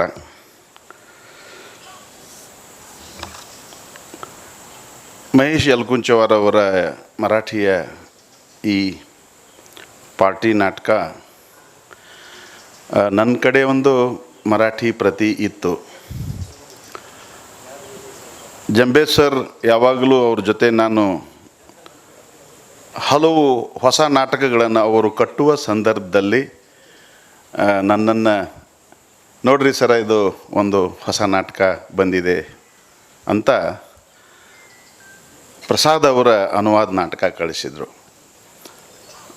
ಬೆನ್ನುಡಿ ಬರೆದು ಕೊಡಿ ಅಂತ ಪ್ರಸಾದ್ ಅವರು ನನಗೊಂದು ಪ್ರತಿ ಕಳಿಸಿದರು. ಓದಿದ ನಂತರ ಎಲ್ಲೋ ಒಂದು ಚೂರು ಇದರೊಳಗಡೆ ಏನೋ ಮಾಡಬೇಕು ಇನ್ನಷ್ಟು ಏನೋ ಅಂತ ಅನಿಸ್ತು ಅದು. ಆಗ ಜಂಬೆ ಸರ್ ಕೂಡ ಅದೇ ಅಭಿಪ್ರಾಯವನ್ನು ಸೂಚಿಸಿದಾಗ ನಾವು ಮೈಸೂರಲ್ಲಿ ಒಂದಷ್ಟು ದಿನ ಕೂತು ನಾನೇನು ಮಾಡ್ತಿದ್ದೆ ಅಂದರೆ ಮರಾಠಿಯ ಆ ಡೈಲಾಗ್ ನನ್ನ ಆಡು ಮಾತಿನಲ್ಲಿ ಹೇಳ್ತಿದ್ದೆ. ಪ್ರಸಾದ್ ಅವರು ಮೈಸೂರಿನ ಆಡು ಮಾತಿಗೆ ನಾನು ಅದನ್ನು ಮಾಡಬೇಕು ಅನುವಾದ ಅಂತ ಅಂದ್ಕೊಂಡಿದ್ದರು. ಸೊ ಎಷ್ಟು ಕಟ್ಟುನಿಟ್ಟಾಗಿ ಇದು ಎರಡೂ ನಾವು ಹೇಳಿದಾಗ ಅದಕ್ಕೆ ಅಂತಿಮ ಮುದ್ರೆ ಒತ್ತಿದ್ದವರು ಜಂಬೆ ಸರ್. ಇದು ಸರಿ ಇದೆ, ಇದು ಸರಿ, ಈ ವಾಕ್ಯ ಇದು ಅಂದರೆ ಆ ಮೀಟರ್ ಇದೆಯಲ್ಲ ಅಥವಾ ಆ ಕ್ಯಾರೆಕ್ಟರು, ಆ ಪಾತ್ರ ಅದರ ಒಳಗಿನ ಒಂದು ಇಡಿಯಾಗಿ ಬರುವ ಒಂದು ನೋವಿರಬಹುದು ಅಥವಾ ಇನ್ಯಾವುದೇ ಭಾವದ ಒಂದು ಎಳೆ ಇರಬಹುದು, ಅದು ಕರೆಕ್ಟಾಗಿ ಅಕ್ಯುರೇಟಾಗಿ ಬರಬೇಕು ಅಂತ. ಇದು ಮರಾಠಿ ನಾಟಕಗಳು ಹೆಚ್ಚು ಕಡಿಮೆ ಮಾತಿನ ನಾಟಕಗಳು, ರಿಯಲಿಸ್ಟ್ ನಾಟಕಗಳಾಗಿರೋದ್ರಿಂದ ಆ ಪಾತ್ರಗಳಿನ ಗಟ್ಟಿತನ ಇದೆಯಲ್ಲ ಅದು ಹೆಚ್ಚು ಕನ್ನಡಕ್ಕೆ ಬರಲಿ ಅಂತ ನಾವು ಪ್ರಯತ್ನ ಪಟ್ಟಿದ್ದು. ಬಹುಶಃ ಅದರಲ್ಲಿ ಯಶಸ್ವಿ ಆಗಿದ್ದೇವೆ ಅಂತ ನಾನು ಅಂದ್ಕೊಂಡಿದ್ದೇನೆ. ನನ್ನ ಪ್ರಕಾರ ಅಥವಾ ನಾನು ಓದಿದ ಮರಾಠಿಯ ವಿಮರ್ಶೆಗಳು, ಪಾರ್ಟಿ ವಿಮರ್ಶೆಗಳು, ನಾಟಕದ ವಿಮರ್ಶೆಗಳಿರ್ಬೋದು, ಅಥವಾ ನನ್ನ ರಂಗಭೂಮಿ ಮಿತ್ರಗಳ ಜೊತೆಗೆ ಮಾತಾಡಿರುವ ಹಿನ್ನೆಲೆಯಲ್ಲಿ ಅವರು ಆಂಗ್ಲ ಅಧ್ಯಾಪಕರು ಯಲಕುಂಚವಾರ್ ಅವರು, ಒ ಎಲ್ ನನ್ನವರು ಹೇಳಿದ ಹಾಗೆ ಆ ಕಾರಣವೂ ಇರಬಹುದು. ಆದರೆ 70ರ ದಶಕದಲ್ಲಿರುವಂಥ ಸೋಸಿಯೋ ಪೊಲಿಟಿಕಲ್ ಆದಂಥ ಹಲವು ಕಾರಣಗಳು ಈ ನಾಟಕ ಬರೀಲಿಕ್ಕೆ ಅವರಿಗೆ ಪ್ರೇರಣೆ ಆದವು ಅಂತ ಅನ್ನಿಸ್ತದೆ. ಅವರು ಮೊದಲು 2 ನಾಟಕಗಳನ್ನು ಬರೆದಾದ ನಂತರ ಅಷ್ಟು ಪಾಪ್ಯುಲರ್ ಪ್ಲೇ ರೈಟ್ ಆಗಿರಲಿಲ್ಲ ಯಲಕುಂಚವಾರ್ ಅವರು. ಅವ್ರದ್ದು 3ನೇ ನಾಟಕ ಒಂದು ಮ್ಯಾಗಝಿನ್ನಲ್ಲಿ ಯಾವುದೋ ಬಂದಿತ್ತಂತೆ, ಒಂದು ಪ್ರಕಟ ಆಗಿತ್ತು. ಅದನ್ನು ನಮ್ಮ ಮೆಹ್ತಾ ಮೇಡಮ್ ಓದ್ತಾರೆ, ವಿಜಯ ಮೆಹ್ತಾ ಅವರು ಓದ್ತಾರೆ. ಇಷ್ಟು ಚೆನ್ನಾಗಿ ನಾಟಕ ಇದೆಯಲ್ಲ, ಇದು ಏನು ಕತೆ ಅಂಥೇಳಿ, ಯಾರಪ್ಪ ಇವರು ಬರೆದವರು ಅಂತ ಒಮ್ಮೆಲೆ ಗಮನ ಸೆಳೆಯುವ ರೀತಿಯಲ್ಲಿ ಆ ನಾಟಕ ಅವ್ರ ಮೇಲೆ ಪರಿಣಾಮ ಬೀರ್ತದೆ. ಅದರ ನಾಟಕದ ಹೆಸರು ಹೋಳಿ ಅಲ್ಲ, ಯಾವುದೋ ಧರ್ಮ ಹಿಂಗೆ ಏನೋ ಸಮಥಿಂಗ್ ಹೆಸರಿದೆ, ಅದು ಲೈಕ್ ದ್ಯಾಟ್. 3ನೇ ನಾಟಕ ಅಂತ ಅಂದ್ಕೊಂಡಿದ್ದೀನಿ. ಆಗ ಅದನ್ನು ಇವರನ್ನು ಹುಡುಕಾಟ ಮಾಡಿ ಸಂಪರ್ಕ ಮಾಡಿ ಅದನ್ನು ಪ್ರೊಡಕ್ಷನ್ ಮಾಡ್ತಾರೆ. ಯಶಸ್ ಕಾಣ್ತದೆ. ಅದನ್ನು ದುಬೆ ಅವರು ನೋಡ್ತಾರೆ. ದುಬೆ ಅವರು ನೋಡಿದ ನಂತರ ಸತ್ಯಜಿತ್ ಅವರು ಅದನ್ನು ಹಿಂದಿಗೆ ಮಾಡ್ತಾರೆ. ಹೀಗೆ ಆ ನಾಟಕ ಒಮ್ಮೆಲೆ ಅವರನ್ನು ಮೇನ್ ಸ್ಟ್ರೀಮ್ ಪ್ಲೇ ರೈಟ್ ಸ್ಥಾನಕ್ಕೆ ತಗೊಂಡು ಬಂದುಬಿಡ್ತದೆ. ಆಮೇಲೆ ಅನೇಕ ನಾಟಕಗಳನ್ನು ಬರೆದರು. ವಾಡಾ ಚಿರೆಬಂದಿ, ಅದನ್ನು ಬಹಳ ಅದ್ಭುತವಾದ ಅನುವಾದವನ್ನು ಮಾರುತಿ ಶಾನ್ಭಾಗರವರು ಮಾಡಿದ್ದು. ಅದು ಜಂಬೆ ಸರ್ ಅವರು ನೀನಾಸಂ ತಿರುಗಾಟಕ್ಕೂ ಮಾಡಿದರು. ಹೀಗೆ ಅನೇಕ ನಾಟಕಗಳು, ಈಗ ಹೇಳ್ದಂಗೆ ಹೋಳಿ ಇತ್ಯಾದಿ ಎಲ್ಲ. ಸೊ ಈ ಪಾರ್ಟಿ ನಾಟಕಕ್ಕೆ ಒಂದು ರಂಗಭೂಮಿಯಲ್ಲಿರುವವರು ಹೇಳೋದು ಏನಂತಂದರೆ, ಈ ಥರದ ಒಂದು ಪಾಲಿಟಿಕ್ಸ್, ಕಲ್ಚರಲ್ ಪಾಲಿಟಿಕ್ಸ್ ನಡೀತಾ ಇರೋದಕ್ಕೆ ಯಲಕುಂಚವಾರ ಸಾಕ್ಷಿಯಾಗಿದ್ದಾರೆ ಅಂತ ಒಂದು ಹಿರಿಯ ರಂಗಭೂಮಿಯ ಒಬ್ಬರು ತಜ್ಞರು ಹೇಳ್ತಾರೆ. ಇದರಲ್ಲಿ ಮುಖ್ಯವಾಗಿ ಇದೊಂದು ಕಂಟೆಂಟ್ ಓರಿಯೆಂಟೆಡ್ ಪ್ಲೇ ಆಗಿರೋದ್ರಿಂದ ಈ ಪ್ರೊಟ್ಯಾಗನಿಸ್ಟ್ ಆಗಿ ಮುಖ್ಯವಾಗಿ ಬರ್ವೆ, ಆಗಾಸೆ, ಭರತ್, ಇವರು ಭರತ್ ಮಾಡಿದರೆ ಅದು ಆ್ಯಕ್ಚುಲಿ ಭಾರತ್. ಅದಕ್ಕೆ ಯಲಕುಂಚವಾರ್ ಅವರು ಕಾರಣ ಕೊಡೋದೇನಂತಂದರೆ, ಭಾರತ ಅನ್ನುವ ಪಾತ್ರ ಇಲ್ಲೇನು ತನ್ನನ್ನು ತಾನು ಐಡೆಂಟಿಟಿ ಮಾಡ್ಕೊಳ್ಳೋಕ್ಕೆ ಸಂಘರ್ಷ ಮಾಡ್ತಿರ್ತಾನಲ್ಲ, ಈ ಕಲ್ಚರಲ್ ಪಾಲಿಟಿಕ್ಸ್ನಲ್ಲಿ ಅವನು ಪ್ರತಿಭಾವಂತನಿದ್ರೂ ಕೂಡ ಅವನನ್ನು ಹೇಗೆ ಶೋಷಣೆಗೆ ಅಥವಾ ತುಳಿಯಲ್ಪಡ್ತಾನೆ ಅನ್ನೋದನ್ನು ಅವ್ರಿಗೆ ಹೇಳಾಗಿದೆ. ಅವನು ಆ ಕಾಲದ ಯಂಗ್ ಇಂಡಿಯಾ ಅಂದರೆ ಯುವಕ ಅಂತ ಅನ್ನೋ ಒಂದು ಪ್ರತಿನಿಧಿಸ್ತಾನೆ ಅನ್ನೋದು ಒಂದು ಅಭಿಪ್ರಾಯ ಇದೆ. ಆತ ಈಗ ಬರ್ವೆ ಒಬ್ಬ ಎಸ್ಟಾಬ್ಲಿಷ್ಡ್ ಪ್ಲೇ ರೈಟ್. ಏನು ಹೇಳ್ತಾರಂದರೆ, ಬರ್ವೆ ಖಾಲಿಯಾಗಿದ್ದಾನೆ, ಅವನ ಕಡೆಗೆ ಮತ್ತೆ ಹೊಸದಾಗಿ ಈಗಾಗಲೇ ಬರೆದಿರುವಂಥದ್ರ ಆಚೆ ಕೊಡುವಂಥ ಸಾಮರ್ಥ್ಯ ಇಲ್ಲ. ಅವನು ಒಂದು ಪ್ರಶಸ್ತಿಯನ್ನು ದಮಯಂತಿ ರಾಣೆಯ ಮೂಲಕ ಪಡಿತಾನೆ. ಪಡ್ಕೊಳ್ಳೋದು ಹೊಡ್ಕೊಳ್ಳೋದು ಅನ್ನೋ ಈ ಹಿನ್ನೆಲೆಯೊಳಗೆ ಅದನ್ನು ನೀವು ನೋಡ್ಬೋದು. ಅದಕ್ಕೆ ಒಂದು ಪಾರ್ಟಿ ದಮಯಂತಿ ರಾಣೆ ಕೊಟ್ಟಿದ್ದಾರೆ. ಇನ್ನೊಂದು ಕಡೆಗೆ ಆಗಾಸೆ ಕಮರ್ಷಿಯಲ್ ಪ್ಲೇ ರೈಟ್ ಅವರು. ಮರಾಠಿಯಲ್ಲಿ ವ್ಯಾವಸಾಯಿಕ ರಂಗಭೂಮಿ ಅಂತ ಒಂದಿದೆ, ಅದು ಕೂಡ ತುಂಬ ಸ್ಟ್ರಾಂಗ್ ಆಗಿ ಚಲಾವಣೆಯಲ್ಲಿ ಇರುವಂಥ ಒಂದು ಥಿಯೇಟರ್. ಅಲ್ಲಿ ಆ ಫಾರ್ಮ್, ಅದಕ್ಕೆ ಬಹಳ ಜನ ಅವ್ರದ್ದೇ ಆದಂಥ ಒಂದು ಆಡಿಯನ್ಸ್ ಇದ್ದಾರೆ. ಇವೆಲ್ಲದರ ಮಧ್ಯೆ ಅಮೃತ್ ಬರ್ತಾನಲ್ಲ, ಇವು 4 ಇದರ ಮುಖ್ಯ ನಾಯಕರು ಅನ್ನೋದನ್ನು ನಾವು ಗಮನಿಸಬೇಕಾಗ್ತದೆ. ಅಮೃತ್ ಏನಂತಂದರೆ, ತಳ ಸಮುದಾಯಗಳ ದನಿಯಾಗಿರುವಂಥ ಆತ ಬರ್ವೆಗೆ ರಾಷ್ಟ್ರಮಟ್ಟದ ಪ್ರಶಸ್ತಿ ಬಂದಾಗ ಆತ ಎಲ್ಲೂ ನಾಟಕದಲ್ಲಿ ಬರೋದಿಲ್ಲ ಅಮೃತ್. ಆದರೆ ಆತನ ಒಂದು ಪ್ರಭಾವ ಆ ನಾಟಕದ ಒಳಗಡೆ ಸೋನಾಳ ಮೂಲಕ, ಸಹಾನಿ ಮತ್ತು ಸೋನಾಳ ರಿಲೇಷನ್ಸ್ ಮೂಲಕ, ಜೊತೆಗೆ ಜೋಗದಂಡ ಅಂತ ಒಬ್ಬ ಬರ್ತಾನೆ, ಆ ಪತ್ರಕರ್ತನ ಮೂಲಕ ಅವನ ಇದು ಬರ್ತಿರ್ತದೆ ಅಂದರೆ ರೆಫರೆನ್ಸ್ ಬರ್ತಿರ್ತದೆ. ಅದ್ರ ಜೊತೆಗೆ ಭಾರತ ಎಕ್ಸ್ಪರಿಮೆಂಟ್ ಪ್ಲೇ ರೈಟ್ ಆಗಿ ತುಂಬ ಹೆಸರು ಮಾಡೋಕ್ಕೆ ಇರುವಂಥ ಎಲ್ಲ ಸಾಮರ್ಥ್ಯ ಇದ್ದರೂ ಕೂಡ ಈ ಆಗಾಶೆ ಬರ್ವೆ ಥರದ ಒಂದು ಪ್ರತಿಷ್ಠಾಪಿತ ಪ್ಲೇ ರೈಟ್ಸ್ಗಳಿದಾರ, ನಾಟಕಕಾರರಿದಾರಲ್ಲ, ಇವ್ರದ್ದು ಒಂದು ರಾಜಕಾರಣದ ಸಾಂಸ್ಕೃತಿಕ ರಾಜಕಾರಣದಲ್ಲಿ ಅವನಿಗೆ ಎಲ್ಲೂ ಅವಕಾಶಗಳು ಸಿಗದೆ ಒದ್ದಾಡ್ತಿರ್ತಕ್ಕಂಥ ಒಂದು ಪಾತ್ರ. ಆತ ಹೇಗಂತಂದರೆ ತುಂಬ ರಾ ಆಗಿರುವಂತಹದ್ದು. ನನಗೆ ಮೊನ್ನೆ ನಾನು ಕುಟ್ವಾಡದ ಜೊತೆ ಮಾತಾಡ್ತಾ ಇದ್ದೆ. ನಮ್ಮ ಕುಟ್ವಾಡ್ ಅಂತ ಹೇಳಿ ಒಬ್ಬ ಪುಣೆಯ ಒಬ್ಬರು ಭಾಳ ದೊಡ್ಡ ನಾಟಕದ ನಿರ್ದೇಶಕರಿದ್ದಾರೆ. ಅವರು ಪಾರ್ಟಿ ನಾಟಕವನ್ನು ಹಿಂದಿ ಮತ್ತು ಮರಾಠಿಯಲ್ಲಿ ಮಾಡಿದವರು. ಈ ಭಾರತ್ ಹೇಗಂತಂದರೆ ಇತ್ತೀಚೆಗೆ ಒಬ್ಬ ಮರಾಠಿಯಲ್ಲಿ ಒಬ್ಬ ನಾಟಕಕಾರ ಭಾಳ ಹಳ್ಳಿಯಿಂದ ಬಂದಂಥವ, ರಾಜ್ಕುಮಾರ್ ತಾಂಗಡೆ, ರಸ್ಟಿಕ್ ಆದ ಪ್ಲೇ ರೈಟ್. ಒಮ್ಮೆಲೆ ಹೇಗೆ ಮ್ಯಾಗ ಬಂದಂತಂದರೆ ಒಂದೇ ಒಂದು ನಾಟಕದಿಂದ ಅವನು ದೊಡ್ಡ, ಅಂದರೆ ಆ ರಸ್ಟಿಕ್ನೆಸ್ ಇದೆಯಲ್ಲ ಅಥವಾ ಆ ರಾನೆಸ್ ಇದೆಯಲ್ಲ, ಅದು ಭಾರತನ ಶಕ್ತಿ. ನಾವು ಈಗಿನ ಕಾಲದಲ್ಲಿ ಆ ರಾಜ್ಕುಮಾರ್ ತಾಂಗಡೆಯವ್ರನ್ನ ನಾವು ಭಾರತದಲ್ಲಿ ನೋಡ್ಬೋದು. ಅಂಥ ಒಬ್ಬ ನಾಟಕಕಾರನ ಆದರೂ ಕೂಡ ಅವನು ಹುಮ್ಮಸ್ಸು ಮತ್ತು ತೇಜಸ್ಸು ಇದ್ದರೂ ಕೂಡ ಅವನು ಇಲ್ಲಿ ಇವರು ಎಲ್ಲರ ಇದರಲ್ಲಿ ಒಂದು ಒತ್ತಡಗಳಿಗೆ ಕೆಳಗಡೆ ತುಳಿಯಲ್ಪಟ್ಟಂಥ ಒಬ್ಬ ಲೇಖಕನಾಗಿರ್ತಾನೆ.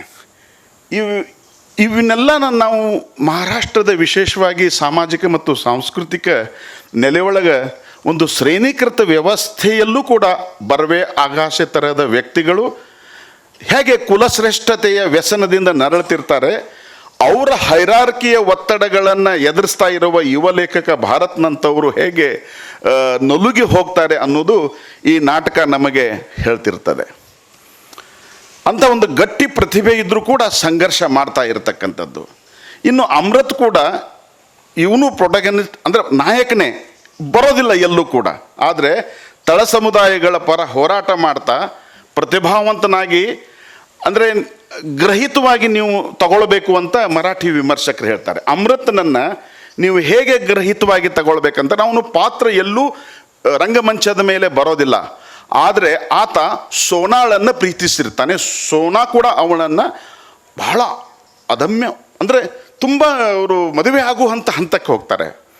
ಇಲ್ಲಿ ರಾಣೆ ದಮಯಂತಿ ರಾಣೆ ಅಂತಂದರೆ ಮಹಾರಾಷ್ಟ್ರದಲ್ಲಿಯ ಸೋ ಕಾಲ್ಡ್ ಪ್ರತಿಷ್ಠಾಪಿತ ಜಾತಿಗಳ ರಾಜಕಾರಣ ಹೊಂದಿರುವಂಥ ಅಥವಾ ಪಾಳೆಗಾರಿಕೆ ಹೊಂದಿರುವಂಥ ಒಂದು ಕುಟುಂಬಗಳಿಂದ ಬಂದಿರುವವಳು. ಅವಳಿಗೆ ಬರ್ವೆ ಇಂಥವ್ರ ಜೊತೆಗೆ ಪಾರ್ಟಿ ಕೊಡುವುದ್ರ ಮೂಲಕ ತನಗೆ ತಾನೇ ಒಂದೊಂದು ಎಸ್ಟಾಬ್ಲಿಷ್ಮೆಂಟ್ ಅಥವಾ ಕಲ್ಚರಲಿ ಶೋ ಆಫ್ ಮಾಡುವಂಥದ್ದು ಇರಬಹುದು.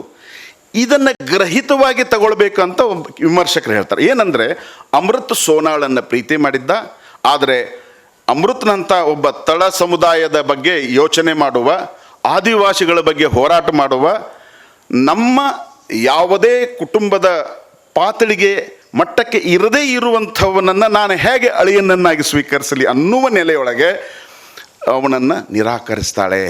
ಹೀಗಾಗಿ ಸಾಹನಿ ಜೊತೆಗೆ ಅವಳಿಗೊಂದು ಮಗು ಇರ್ತದೆ, ಲಿವಿಂಗ್ ರಿಲೇಷನ್ಶಿಪ್ನಲ್ಲಿ ಇರ್ತಾರೆ ಅವರು.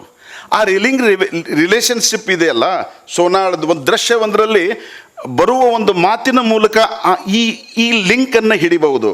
ಅವಳು ಏನು ಹೇಳ್ತಾಳೆ ಅಂದರೆ, ಸಹಾನೆ ನನ್ನನ್ನು ಚೀಟ್ ಮಾಡಿದ ಅನ್ನೋದು ಬರ್ತದೆ. ಹೀಗಾಗಿ ಸಹನೆ ಜೊತೆಗೆ ಇರಲು ಒಪ್ಪದ ಏಕಾಂಗಿಯಾಗಿ ದಮಯಂತಿಯ ಈ ಶೋ ಆಫ್ಗಳನ್ನು ಒಳಗೊಳಗೆ ಪ್ರತಿರೋಧ ಮಾಡ್ತಕ್ಕಂಥ ಅವಳು.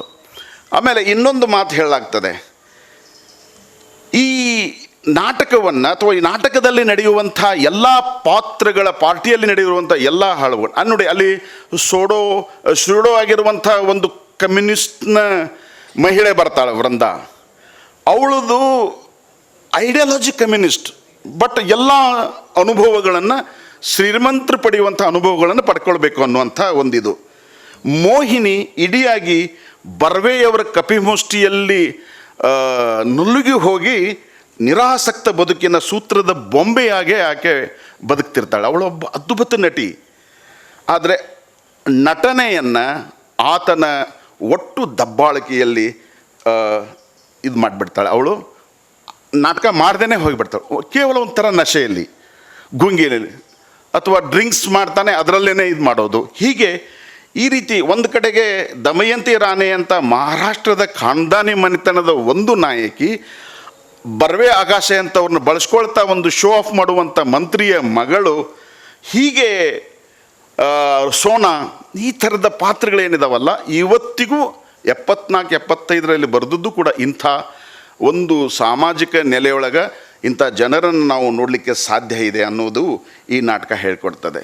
ಸೊ ಈ ಗ್ರಹಿತದ ನೆಲೆಯೊಳಗೆ ಈ ನಾಟಕ ಹಲವು ಯೋಚನೆಗಳನ್ನು ಹೇಳ್ತದೆ ಅಂತ ಹೇಳ್ತಾರೆ. ಇನ್ನೊಂದು ಕಡೆ ಒಂದು ವಿಮರ್ಶೆಯಲ್ಲಿ ಏನು ಬರ್ತದೆ ಅಂದರೆ, ಯಲ್ಕುಂಚವಾರ್ ಅವರು ಈ ಥರದ ಒಂದು ಪ್ರಸಂಗಕ್ಕೆ ಸಾಕ್ಷಿಯಾಗಿದ್ದರು ಅನ್ನೋ ಒಂದು ರೆಫರೆನ್ಸ್ ಕೂಡ ಬರ್ತದೆ. ಅದು ಎಲ್ಲಿ ಏನು ಅಂತ ಇಲ್ಲ.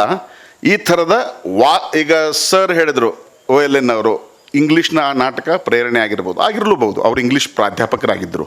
ಆದರೆ ಮರಾಠಿ ಮತ್ತು ಹಿಂದಿ ಥಿಯೇಟರ್ನ ಅನೇಕ ಸೆಲೆಬ್ರಿಟಿಗಳಲ್ಲಿ ಇರುವಂಥ ಇಂಥ ಅನೇಕ ಸಂಬಂಧಗಳನ್ನು, ರಿಲೇಷನ್ಸ್ಗಳನ್ನು, ಇಗೋಯಿಸ್ಟಿಕ್ ಆಗಿರುವಂಥ ಕ್ಯಾರೆಕ್ಟರ್ಸ್ಗಳನ್ನು ಅವರು ನೋಡಿದ್ರು.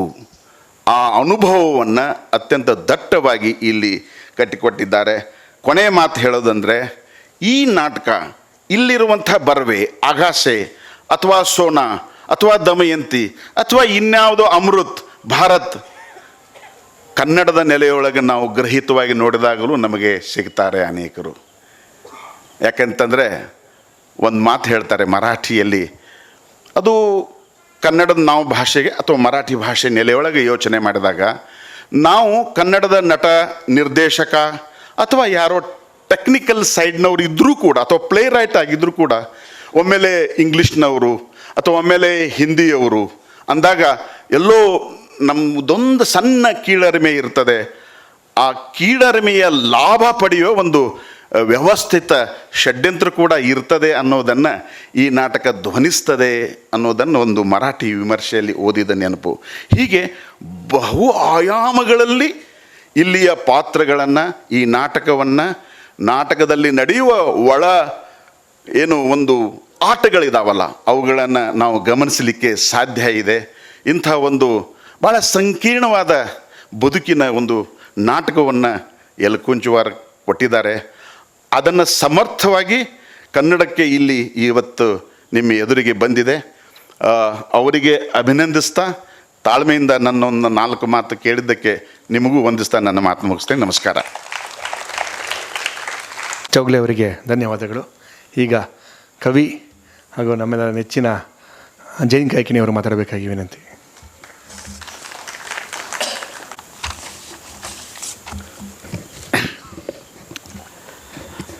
ನಮಸ್ಕಾರ, ಎಲ್ಲರಿಗೂ ನಮಸ್ಕಾರ. ಈ ಒಂದು ವನರಂಗದಲ್ಲಿ ನಮ್ಮ ಪ್ರೀತಿಯ ಪ್ರಸಾದಿಯವರ, ಪ್ರೀತಿಯಿಂದ ಅವರಿಗೆ ಪ್ರಸಾದಿ ಅಂತಲೇ ಕರಿತೀವಿ ನಾವು, ಪ್ರಸಾದನ, ಅವರ ನಾಟಕದ ಬಿಡುಗಡೆ ಸಮಾರಂಭ ಮತ್ತು ನಮ್ಮ ದೇಶದ ಭಾಳ ಮಹತ್ವದ ಮನಸ್ಸುಗಳಲ್ಲಿ ಒಂದಾದಂಥ ಮಹೇಶ್ ಯಲ್ಕುಂಚವಾರ್ ಅವರ ನಾಟಕ ಇದು. ಆ ನಾಟಕದ ಬಿಡುಗಡೆಯ ಸಮಾರಂಭದಲ್ಲಿ ಪಾಲ್ಗೊಳ್ಳೋದಕ್ಕೆ ನನಗೆ ಭಾಳ ಖಾಸಗಿಯಾದಂಥ ಮತ್ತು ಭಾಳ ಮಹತ್ವದ ಒಂದು ಸಮಯ ಇದು, ಖುಷಿ. ಮತ್ತು ಎಲ್ಲ ಚಡಪಟಿಕೆಯ ಮನಸ್ಸುಗಳು ಇವತ್ತಿಲ್ಲಿದ್ದಾರೆ. ನನಗೆ ಚಡಪಟಿಕೆಯ ಮನಸ್ಸುಗಳು, ವಿಚಲಿತ ಮನಸ್ಸುಗಳ ಜೊತೆಗೆ ಇರೋದಕ್ಕೆ ಯಾವತ್ತೂ ಖುಷಿ. ಸಂತೃಪ್ತ ಮನಸ್ಸುಗಳ ಜೊತೆಗೆ ಇರೋದಕ್ಕೆ ಯಾವತ್ತೂ ಖುಷಿ ಇಲ್ಲ. ಇವತ್ತು OLN ಇರ್ಬೋದು, ಜಂಬೇಸರ್ ಇರ್ಬೋದು, ಪ್ರಸಾದ್, ಇವತ್ತಿರುವಂಥ ಎಲ್ಲರೂ ಎದುರುಗಿಡವರು ಕೂಡ, ಇವತ್ತು ಭೇಟಿಯಾದಂಥ ಹೆಚ್ಚಿನ ಜನರು ಎಲ್ಲ ಚಡಪಟಿಕೆಯವರೇ. ಮತ್ತು ಎಲ್ಲರೂ ಅಪೂರ್ಣತೆಯ ಸೆಲೆಬ್ರೇಷನ್ನಲ್ಲಿರುವವರು. ಅಪೂರ್ಣತೆಯ ಸೆಲೆಬ್ರೇಷನ್ನೇ ಒಂದು ಕಲೆಯ ಒಂದು ತಾತ್ವಿಕತೆ ಅಂತ ತಿಳ್ಕೊಂಡವನು ನಾನು. ಅಂದರೆ ಅಪೂರ್ಣತೆ ಅಂದರೆ, ಈಗ ಪ್ರಸಾದ್ ಬಗ್ಗೆ ಮಾತಾಡೋದಿದ್ದರೆ ಅವರು ಏನಲ್ಲ, ಅಂದರೆ ಅವರು ಈಸ್ ಎ ಪೇಂಟರ್, ಅವರು ಕಲಾವಿದ, ಚಿತ್ರಕಲಾವಿದ. ಇದರ ಬಹುಶಃ ಕವರ್ ಪೇಜ್ ಅವರೇ ಮಾಡಿರಬೇಕು, ನೀವೇ ಮಾಡಿದ್ದಲ್ವಾ? ಹಾಂ, ನೋಡಿ, ಹಾಂ, ಮೆರೀನಾ ಮಾಡಿದ್ದು. ಮೆರೀನಾ ಅವರ ಗೆಳತಿ, ಭಾಳ ಗೆಳತಿ. ಅವರನ್ನು ಪ್ರೀತಿಯಿಂದ ತಾಯಿ ಅಂತ ಕರೆದಿದ್ದಾರೆ. ತಾಯಿ ಅಂತ ಕರೆದಿದ್ರೆ ಸಾಕಿತ್ತು, ಗೆಳತಿ ಅಂತಿದ್ರೆ ಸಾಕಿತ್ತು, ಮಡದಿ ಅಂತ ಕರೆದಿದ್ದಾರೆ. ಅದು ಮಡದಿ ಕೇಳಿದ ಕೂಡಲೇ ಬಿಡದಿ ನೆನಪಾಗತ್ತೆ ನನಗೆ. ಬಿಟ್ಟೆನೆಂದರೆ ಬಿಡದಿ ಮಾಯ ಅಲ್ವಾ? ತುಂಬ I was very touched by that gesture. ತುಂಬ ಅದ್ಭುತವಾದ ಪುಸ್ತಕ ಗಣೇಶ್, ತುಂಬ ಚೆನ್ನಾಗಿ ಇದು ಪ್ರಿಂಟ್ ಆಗಿದೆ, ಅಂದರೆ ಅದ್ಭುತವಾಗಿ ಪ್ರಿಂಟ್ ಕೂಡ ಆಗಿದೆ ಇದು. ಇವರಿಗೆ ಕವಿತೆಯಲ್ಲಿ ಹುಚ್ಚು, ಚಿತ್ರಕಲೆಯಲ್ಲಿ ಹುಚ್ಚು, ನಾಟಕದಲ್ಲಿ ಹುಚ್ಚು, ಸಿನಿಮಾದಲ್ಲಿ ಹುಚ್ಚು, ಬದುಕಿನಲ್ಲಿ ಹುಚ್ಚು. ಯಾಕೆ ಎಲ್ಲದರಲ್ಲೂ ಹುಚ್ಚು ಇರುತ್ತೆ? ಇಂಥವ್ರು ಎಷ್ಟು ಜನ ಇದ್ದಾರೆ. ಇತ್ತೀಚೆಗೆ ರಿತ್ವಿಕ್ ಘಟಕ್ ಅವರ ಶತಮಾನೋತ್ಸವ ಆಯಿತು. ನನಗೆ ಲಾಸ್ಟ್ ವರ್ಷ ಇಡೀ ಅವ್ರ ಹುಚ್ಚಿನಲ್ಲಿ ನಾನಿದ್ದೇನೆ, ರಿತ್ವಿಕ್ ಘಟಕ್ ಅವ್ರ ಹುಚ್ಚಲ್ಲಿ. ಅವ್ರ ಚಿತ್ರಗಳನ್ನು ನೋಡೋದು, ಅವ್ರ ಬಗೆಗೆ ಬಂದ ಲೇಖನಗಳನ್ನು ಓದೋದು, ಅವ್ರ ಹಳೆ ಚಿತ್ರಗಳನ್ನು ಮತ್ತೆ ನೋಡೋದು. ಅವರಿಗೂ ಚಿತ್ರಗಳ ಹುಚ್ಚು, ಸಂಗೀತದ ಹುಚ್ಚು, ಎಲ್ಲದರ ಹುಚ್ಚು. ನಿನ್ನೆ ಮಹೇಶ್ ಅಲ್ಕುಂಚ್ ಅವರ ಒಂದಿಷ್ಟು ಇಂಟರ್ವ್ಯೂಗಳನ್ನು ನೋಡ್ತಾ ಇದ್ದೆ. ಅವರಿಗೂ ನೋಡಿ ಎಲ್ಲದರ ಹುಚ್ಚು. ಅವರಿಗೆ ಎಲ್ಲ ಕಿರಾಣ ಘರಾನದ ಹುಚ್ಚು, ಜೈಪುರ್ ಘರಾನದ ಹುಚ್ಚು, ಅಂದರೆ ಎಲ್ಲದ್ರ ಬಗ್ಗೆ ಎಲ್ಲದರದ್ದು ಹುಚ್ಚು. ಕಲೆ, ಆಮೇಲೆ ಸತ್ಯಜಿತ್ ರೇ ನೋಡಿ, ಅವರಿಗೂ ಚಿತ್ರಕಲೆ ಹುಚ್ಚು, ಸಂಗೀತದ ಹುಚ್ಚು, ಕವಿತೆ ಹುಚ್ಚು. ಅವರು ಅವರ ಎಲ್ಲ ಪುಸ್ತಕಗಳಿಗೆ ಕವರ್ ಪೇಜನ್ನು ಸಂದೇಶ ಅಂತ ಒಂದು ಸಾಹಿತ್ಯದ ಪತ್ರಿಕೆಗಳನ್ನು ತರ್ತಿದ್ರು. ಸತ್ಯಜಿತ್ ರೇ ಅವರು ಸಂದೇಶ ಅನ್ನುವಂಥ ಸಾಹಿತ್ಯದ ಪತ್ರಿಕೆ ತರ್ತಿದ್ರು, ಮಕ್ಕಳ ಚಿತ್ರಕಥೆಗಳ ಪುಸ್ತಕ ತರ್ತಿದ್ರು. ಅದಕ್ಕೆ ಅವರು ಚಿತ್ರಗಳನ್ನು ಅವರೇ ಬಿಡಿಸ್ತಿದ್ರು. ಈಗ ಇವರು ಕೂಡ ಹಾಗೆ ಪೋಸ್ಟರ್ಗಳನ್ನು ರಿತ್ವಿಕ್ ಘಟಕ್ ಅವರು ಬಿಡಿಸ್ತಿದ್ರು, ಇವರು ಚಿತ್ರಗಳನ್ನು ಬಿಡಿಸ್ತಾರೆ. ಅಂದರೆ ಚಂದ್ರಕಾಂತ್ ಕುಸ್ನೂರ್ ಅಂತ ಕನ್ನಡದ ಖ್ಯಾತ ಕಲಾವಿದರಿದ್ದರು.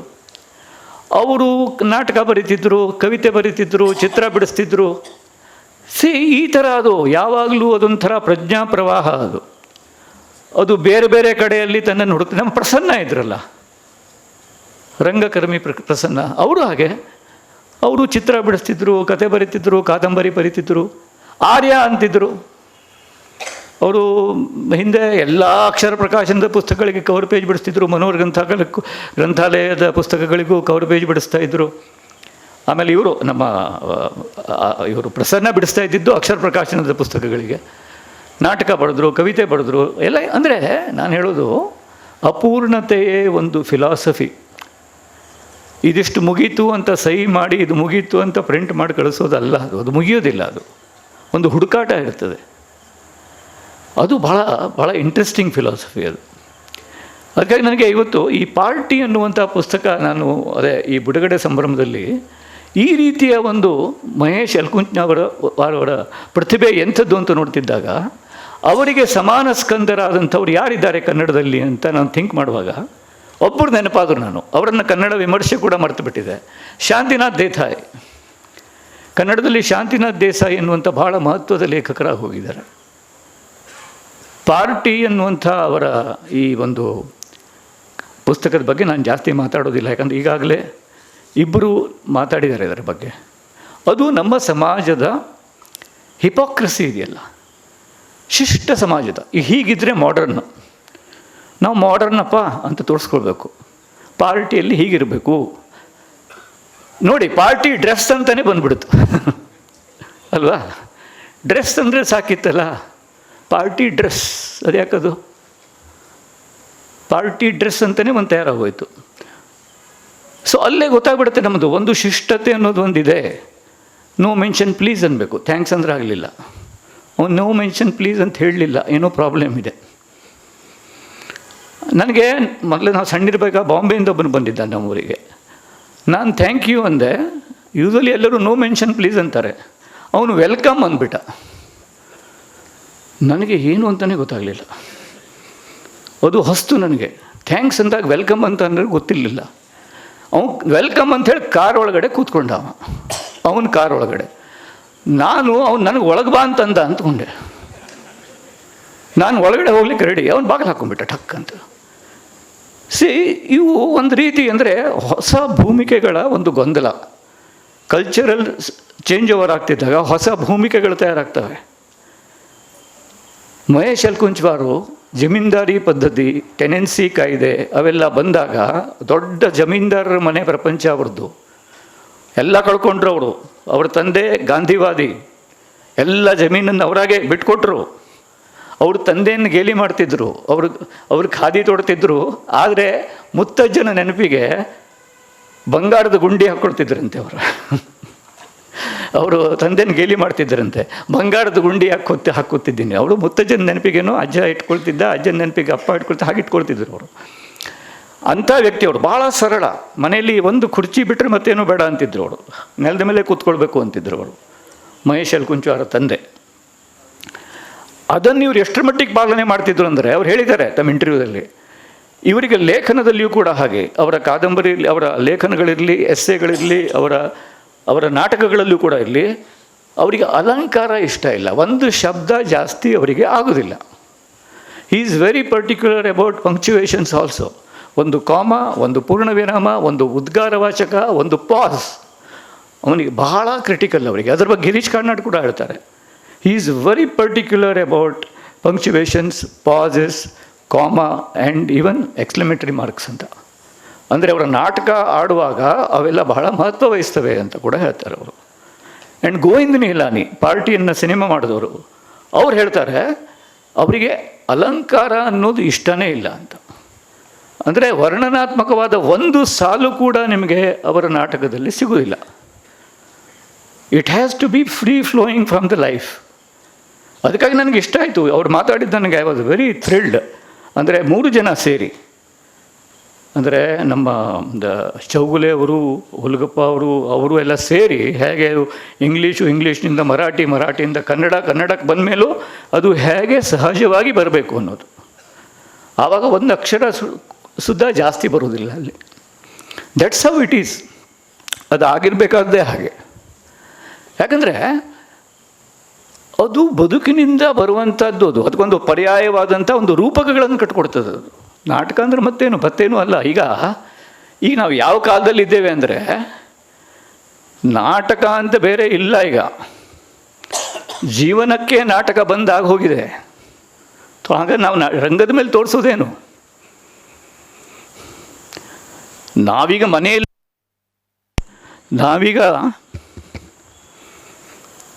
ಹಲೋ,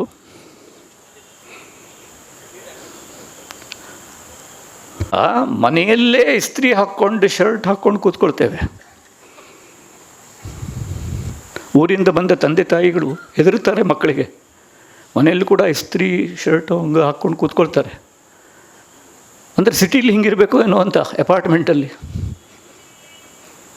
ಮನೆಯಲ್ಲೂ ಕೂಡ ಕಾಸ್ಟ್ಯೂಮ್ ಡಿಸೈನಿಂಗ್.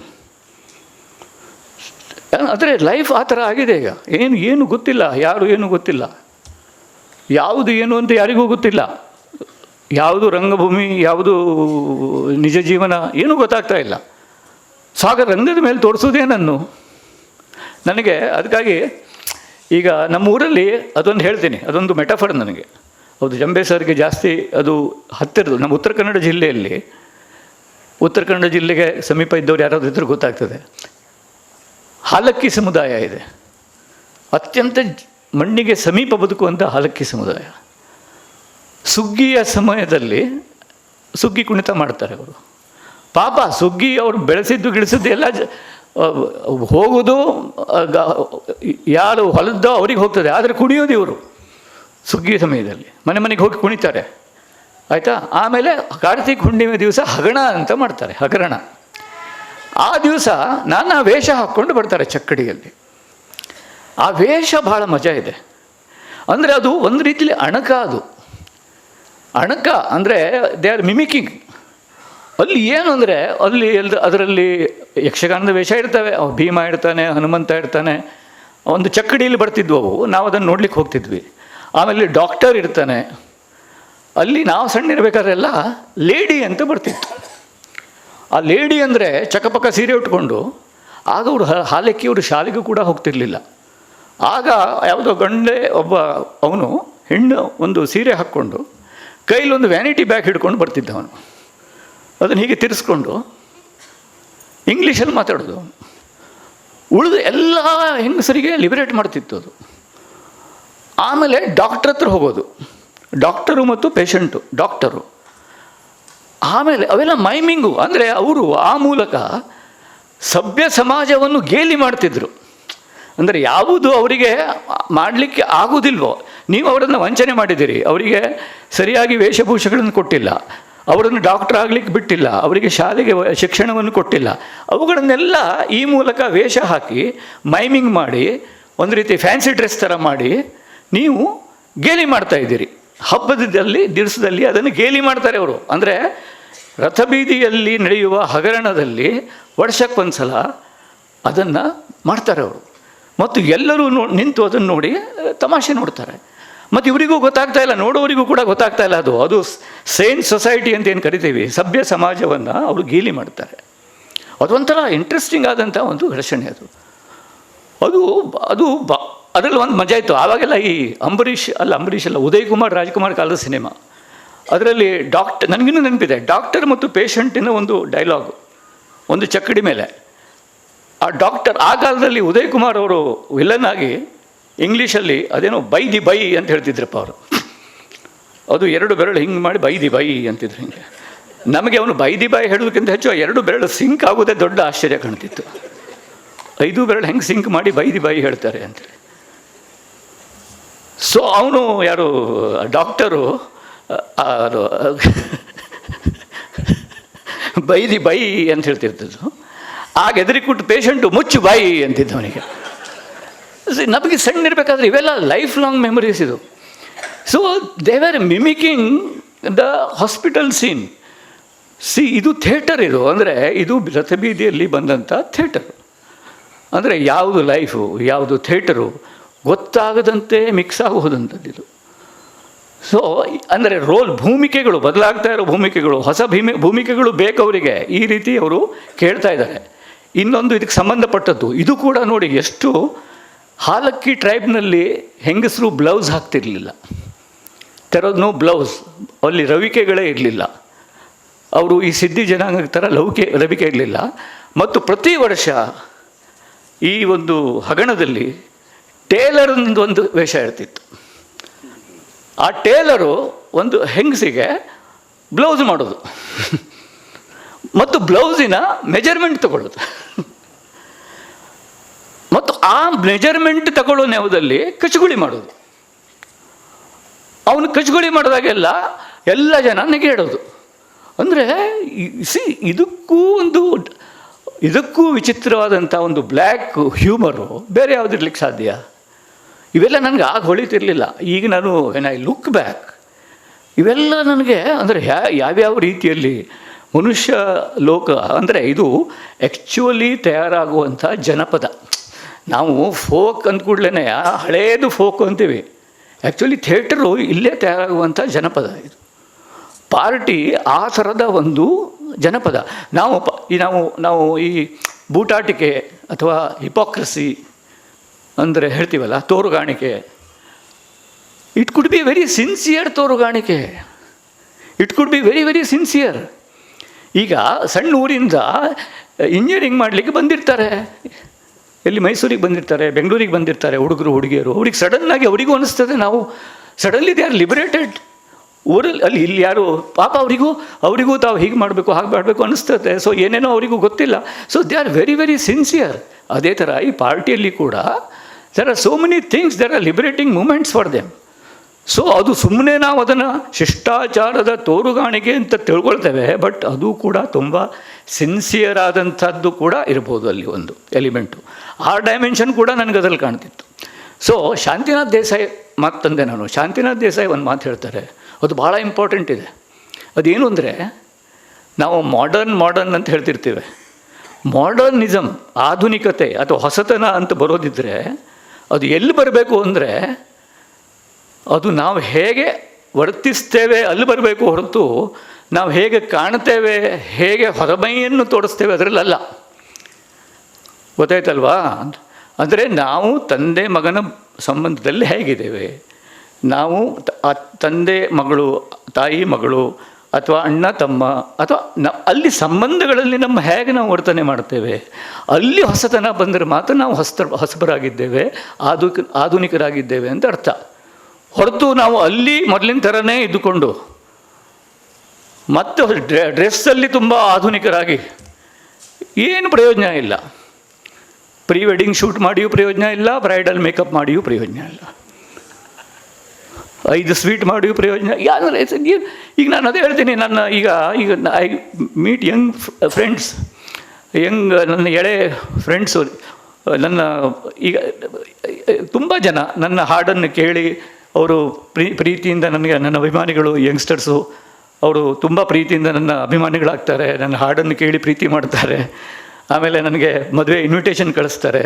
ನಾನು ಅವ್ರಿಗೆ ವಿಶ್ ಮಾಡೋದಿಷ್ಟೇ, ನೀವು ಪ್ರೀತಿ ಗೆಳತಿಯರಾಗಿದ್ದೀರಾ, ಪ್ರೀತಿಯಿಂದ ಮದುವೆ ಆಗ್ತಾ ಇದ್ದೀರಾ, ದಯವಿಟ್ಟು ನನ್ನ ವಿಶ್ ಇಷ್ಟೇ, ಮದುವೆ ಆಗಿದ್ದೀರಾ, ಮದುವೆ ಆದಮೇಲೂ ನೀವು ಗೆಳತಿಯರಾಗೇ ಇರಿ ಅಂತ ಅಷ್ಟೇ.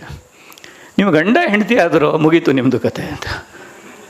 ಅಲ್ಲೇ ಬರೋದು ಪ್ರಾಬ್ಲಮ್ಮು. ನೀವು ಗಂಡ ಹೆಂಡತಿಯಾಗಿ ಒಂದು ರೋಲ್ ಪ್ಲೇ ಮಾಡಿದ್ರು ಮುಗೀತು. ನೀವು ಅಲ್ಲಿ ತನಕ ಎಲ್ಲ ಸರಿ ಇರ್ತದೆ. ಆದ ಕೂಡಲೇ ನೀನು ಗಂಡ ಆಗ್ತೀಯ, ಅವನು ಹೆಂಡತಿ ಆಗ್ತೇನೆ ಅಂದ ಕೂಡಲೇ ಅಲ್ಲಿ ರೋಲುಗಳ ಒಂದು ಭೂಮಿಕೆಗಳ ಒಂದು ಎಜೆಂಡಾ, ಒಂದು ಸಿಲೆಬಸ್ ಬರ್ತದೆ. ಆ ಸಿಲೆಬಸ್ ಬಂದ ಕೂಡಲೇ ಪ್ರಾಬ್ಲಮ್ ಆಗ್ತದೆ. ಈ ಪಾರ್ಟಿ ಅನ್ನೋದು ಆ ರೀತಿಯ ಸಿಲೆಬಸ್ಸುಗಳ ವಿರುದ್ಧದ ಒಂದು ಒಳಗಿನ ಒಂದು ಹೋರಾಟ. ಸಡನ್ನಾಗಿ ಹೊಸ ಸೀನ್ ಹಿಂದೆ ಚಲಿಸುವ ರಂಗಮಂಚ ಅಂತ ಇರ್ತಿತ್ತು ಈ ಇದರಲ್ಲಿ ಕಂಪನಿ ನಾಟಕಗಳಲ್ಲಿ. ಆ ಥರ ಹೊಸ ರಂಗಮಂಚ, ಹಳೆಯ ಸ್ಟೇಜ್ ಹೋಗಿದೆ, ಹೊಸ ಸ್ಟೇಜು ಅರ್ಧ ಬಂದಿದೆ, ಹಿಂದಿಂದು ಸ್ವಲ್ಪ ಕಾಣ್ತಾ ಉಂಟು, ಮುಂದಿಂದು ಸ್ವಲ್ಪ ಕಾಣ್ತಾ ಉಂಟು, ಎರಡರ ನಡುವೆ ಇದೆ, ಅದೇನು ಅಂತ ಗೊತ್ತಾಗ್ತಾ ಇಲ್ಲ. ಸೊ ಈ ಥರದ ಒಂದು ವಿಚಿತ್ರವಾದಂಥ ಒಂದು ಕೃತಿ ನೋಡಿ. 1970 ಮಹೇಶ್ ಅಲ್ಕುಂಚ ಅವರು ಬರೆದಂಥ ಈ ನಾಟಕ ಈಗಲೂ it is so relevant, much more relevant than ever. ಯಾಕೆಂದರೆ ಅದು ನಮ್ಮೊಳಗೆ ನಮ್ಮನ್ನು ನೋಡ್ಕೊಳ್ಳುವಂಥದ್ದು. ಅದು ದಟ್ಸ್ ವೈ ಅದು ಅಂದರೆ ಅದು ಪಾರ್ಟಿ ಅನ್ನೋದು ಬರೀ ಸೆರೆಬ್ರಲ್, ಅದು ಯಾಕಂದ್ರೆ ಬೇಕಾಗ್ತದೆ. ನಾವು ಸೆರೆಬ್ರಲ್ಲನ್ನು ಅಂದ್ಕೊಂಡ್ಬಿಡ್ತೀವಿ, ಪ್ರತಿಯೊಬ್ಬನಲ್ಲೂ ಆಗುವಂಥದ್ದು, ಪ್ರತಿ ಭಾಷೆಯಲ್ಲಿಯೂ ನಡೆಯುವಂಥದ್ದು. ಅದು ಬರೀ ಬೂಟಾಟಿಕೆಯ ಇದು ಅಂತಲ್ಲ, ಪ್ರತಿ ಭಾಷೆಯಲ್ಲಿ ಪ್ರತಿ ಕಲೆಯ ಒಂದು ಆವರಣದಲ್ಲಿ ನಡೆಯುವಂಥದ್ದು. ಹಾಗೆ ಆಗ್ತದದು. ಈಗ ನಾವು ಸಾಹಿತಿಗಳು ಅಂದ್ಕೋತೀವಿ, ನಮ್ಮ ಲೋಕದಲ್ಲಿ ಒಬ್ಬ ಸಾಹಿತ್ಯ ಕಾರ್ಯಕ್ರಮಕ್ಕೆ ಇನ್ನೊಬ್ಬ ಸಾಹಿತಿ ಬರೋದಿಲ್ಲ, ಒಬ್ಬ ಸಂಗೀತಗಾರನ ಸಂಗೀತ ಕಚೇರಿಗೆ ಇನ್ನೊಬ್ಬ ಸಂಗೀತಗಾರ ಬರೋದಿಲ್ಲ, ಒಬ್ಬ ನಾಟಕ ಗ್ರೂಪಿನ ನಾಟಕಕ್ಕೆ ಇನ್ನೊಬ್ಬ ನಾಟಕ ಗ್ರೂಪ್ನವ್ರು ಹೋಗೋದಿಲ್ಲ. ಇದು ಎಲ್ಲ ಕಡೆಯೂ ಇರ್ತದೆ. ಅದು ಆ ಥರದ ಒಂದು ಪ್ರಾಬ್ಲಮ್ಗಳು ಎಲ್ಲ ಕಡೆಯೂ ಇರ್ತವೆ. ಅದೆಲ್ಲ ಮನುಷ್ಯನ ಒಂದು ರೀತಿಯ ಡೀಪರ್ ಇನ್ಸೆಕ್ಯೂರಿಟಿ ಇಶ್ಯೂಸ್. ಅದನ್ನೆಲ್ಲ ಈ ಪಾರ್ಟಿ ನಾಟಕ ಅದರದ್ದೇ ರೀತಿಯಿಂದ ಚೌಕಲೆ ಭಾಳ ಚೆನ್ನಾಗಿ ಹೇಳಿದ್ರು, ಅದನ್ನು ಡೀಲ್ ಮಾಡ್ತದೆ. ಅದಕ್ಕಾಗಿ ನನಗೆ ತುಂಬ ಇವತ್ತು ಸಂತೋಷ. ಇನ್ನೊಂದೇನೋ ಒಂದು ವಿಚಾರ ಹೇಳಬೇಕು ಅಂತಿದ್ದೆ, ಅದೇನು ಅಂತ, ಯಾಕಂದ್ರೆ ಈಗಾಗಲೇ ತುಂಬ ವೇಳೆ ಆಗಿದೆ. ಅದೇ ಕೊನೆಗೂ ಏನಂತಂದರೆ, ಈ ಮಿಮಿಕ್ರಿ ಅಂತ ಹೇಳಿದ್ನಲ್ಲ, ಅದಕ್ಕಾಗೆ ಈ ಮಿಮಿಕ್ಕಿಂಗ್ ಮಾಡೋದಕ್ಕಾಗಿಯೇ ನಮಗೆ ಯಾವ ಕಾಲಕ್ಕೂ ಈ ಛದ್ಮಗಾರಿಕೆ ಇದೆಯಲ್ಲ, ಅದೇ ಅಲ್ಟಿಮೇಟ್ ಎಲಿಮೆಂಟು, ಅಂದರೆ ಆತ್ಮಸಾಕ್ಷಿಯ ಇದು. ಅದಕ್ಕಾಗಿ ನಾನು ಒಂದು ಕಡೆ ಬರೆದಿದ್ದೀನಿ, ಛದ್ಮಗಾರಿಕೆ. ಈ ಚಾರ್ಲಿ ಚಾಪ್ಲಿನ್ನು, ಮುಲ್ಲಾ ನಸರುದ್ದೀನು, ಆಮೇಲೆ ಬೀರ್ಬಲ್ಲ, ತೆನ್ನಾಲಿ ರಾಮಕೃಷ್ಣ, ಇವರೆಲ್ಲ ನಮಗೆ ಮೊದಲಿಂದನೂ they are the our conscious keepers. ಕೋಡಂಗಿಗಳು, ಯಕ್ಷಗಾನದಲ್ಲಿ ಚಾರಕ ಕೋಡಂಗಿ ಅಂತ ಬರ್ತಾರೆ, ಅವರೇ ನಮಗೆ ನಮ್ಮ ಆತ್ಮಸಾಕ್ಷಿಯ ಪ್ರತೀಕಗಳಾಗಿ ನಮ್ಮನ್ನು ಎಚ್ಚರಿಸ್ತಾ ಇರ್ತಾರೆ. ಅದು ಭಾಳ ಇಂಪಾರ್ಟೆಂಟು. ನಾವು ಎಲ್ಲ ಕಡೆ ನೋಡಿ, ಯಾವುದೇ ಕಥೆಯಲ್ಲಿ ಹೋಗಿ, ಯಾವುದೇ ಒಂದು ನಾಟಕಗಳಲ್ಲಿ ಹೋಗಿ, ಒಂದು ಕಣ್ಣು ಹೊಡೆಯೋ ಕೆಲಸ ಮಾಡೋರು ಅವರು, ಅದು ಆತ್ಮಸಾಕ್ಷಿಯ ರೂಪಕವಾಗಿ ಬರುವಂಥವ್ರು ಅವರು. ಸೊ ಆ ಛದ್ಮಗಾರಿಕೆ ಅದು ಇಂಪಾರ್ಟೆಂಟ್, ಅದೊಂದು ಚಿಮ್ಮು ಹಲಿಗೆ ಅದು. ಅದಕ್ಕೆ ನಾವು ಆತ್ಮವಿಮುಖರಾಗಬೇಕಾಗ್ತದೆ. ಆತ್ಮವಿಮುಖತೆ ಭಾಳ ಇಂಪಾರ್ಟೆಂಟು ಅಂತ ನನಗೆ ಅನ್ನಿಸ್ತದೆ. ಆಮೇಲೆ ಈ ಫ್ಯಾನ್ಸಿ ಡ್ರೆಸ್, ಇದಕ್ಕೆ ಅನುಗುಣವಾಗಿ ಬಂದಿದ್ದು ಈ ಫ್ಯಾನ್ಸಿ ಡ್ರೆಸ್ ಅಂತ ಒಂದು ಕೆಟ್ಟ ಪ್ರಕಾರ ಇದೆ ಸ್ಕೂಲು ಕಾಲೇಜುಗಳಲ್ಲಿ. ಅದು ಎಷ್ಟು ಮೊದಲೆಲ್ಲ ಕಿತ್ತೂರು ಚೆನ್ನಮ್ಮ, ಸಂಗೊಳ್ಳಿ ರಾಯಣ್ಣ ಎಲ್ಲ ಬರ್ತಿದ್ರು, ಆಮೇಲೆ ಟ್ರೀ ಬರ್ತಿತ್ತು, ಅದೆಲ್ಲ ಒಳ್ಳೆಯದು, ಸ್ಕೂಲ್ ಮಕ್ಕಳಿಗೆ ಬೇಕು, ಅದೆಲ್ಲ ಬೇಕು. ಬೇರೆ ಬೇರೆ ರೋಲ್ ಮಾಡೆಲ್ಸ್ ಚೇಂಜ್ ಆಗ್ತಾ ಇರ್ತವೆ.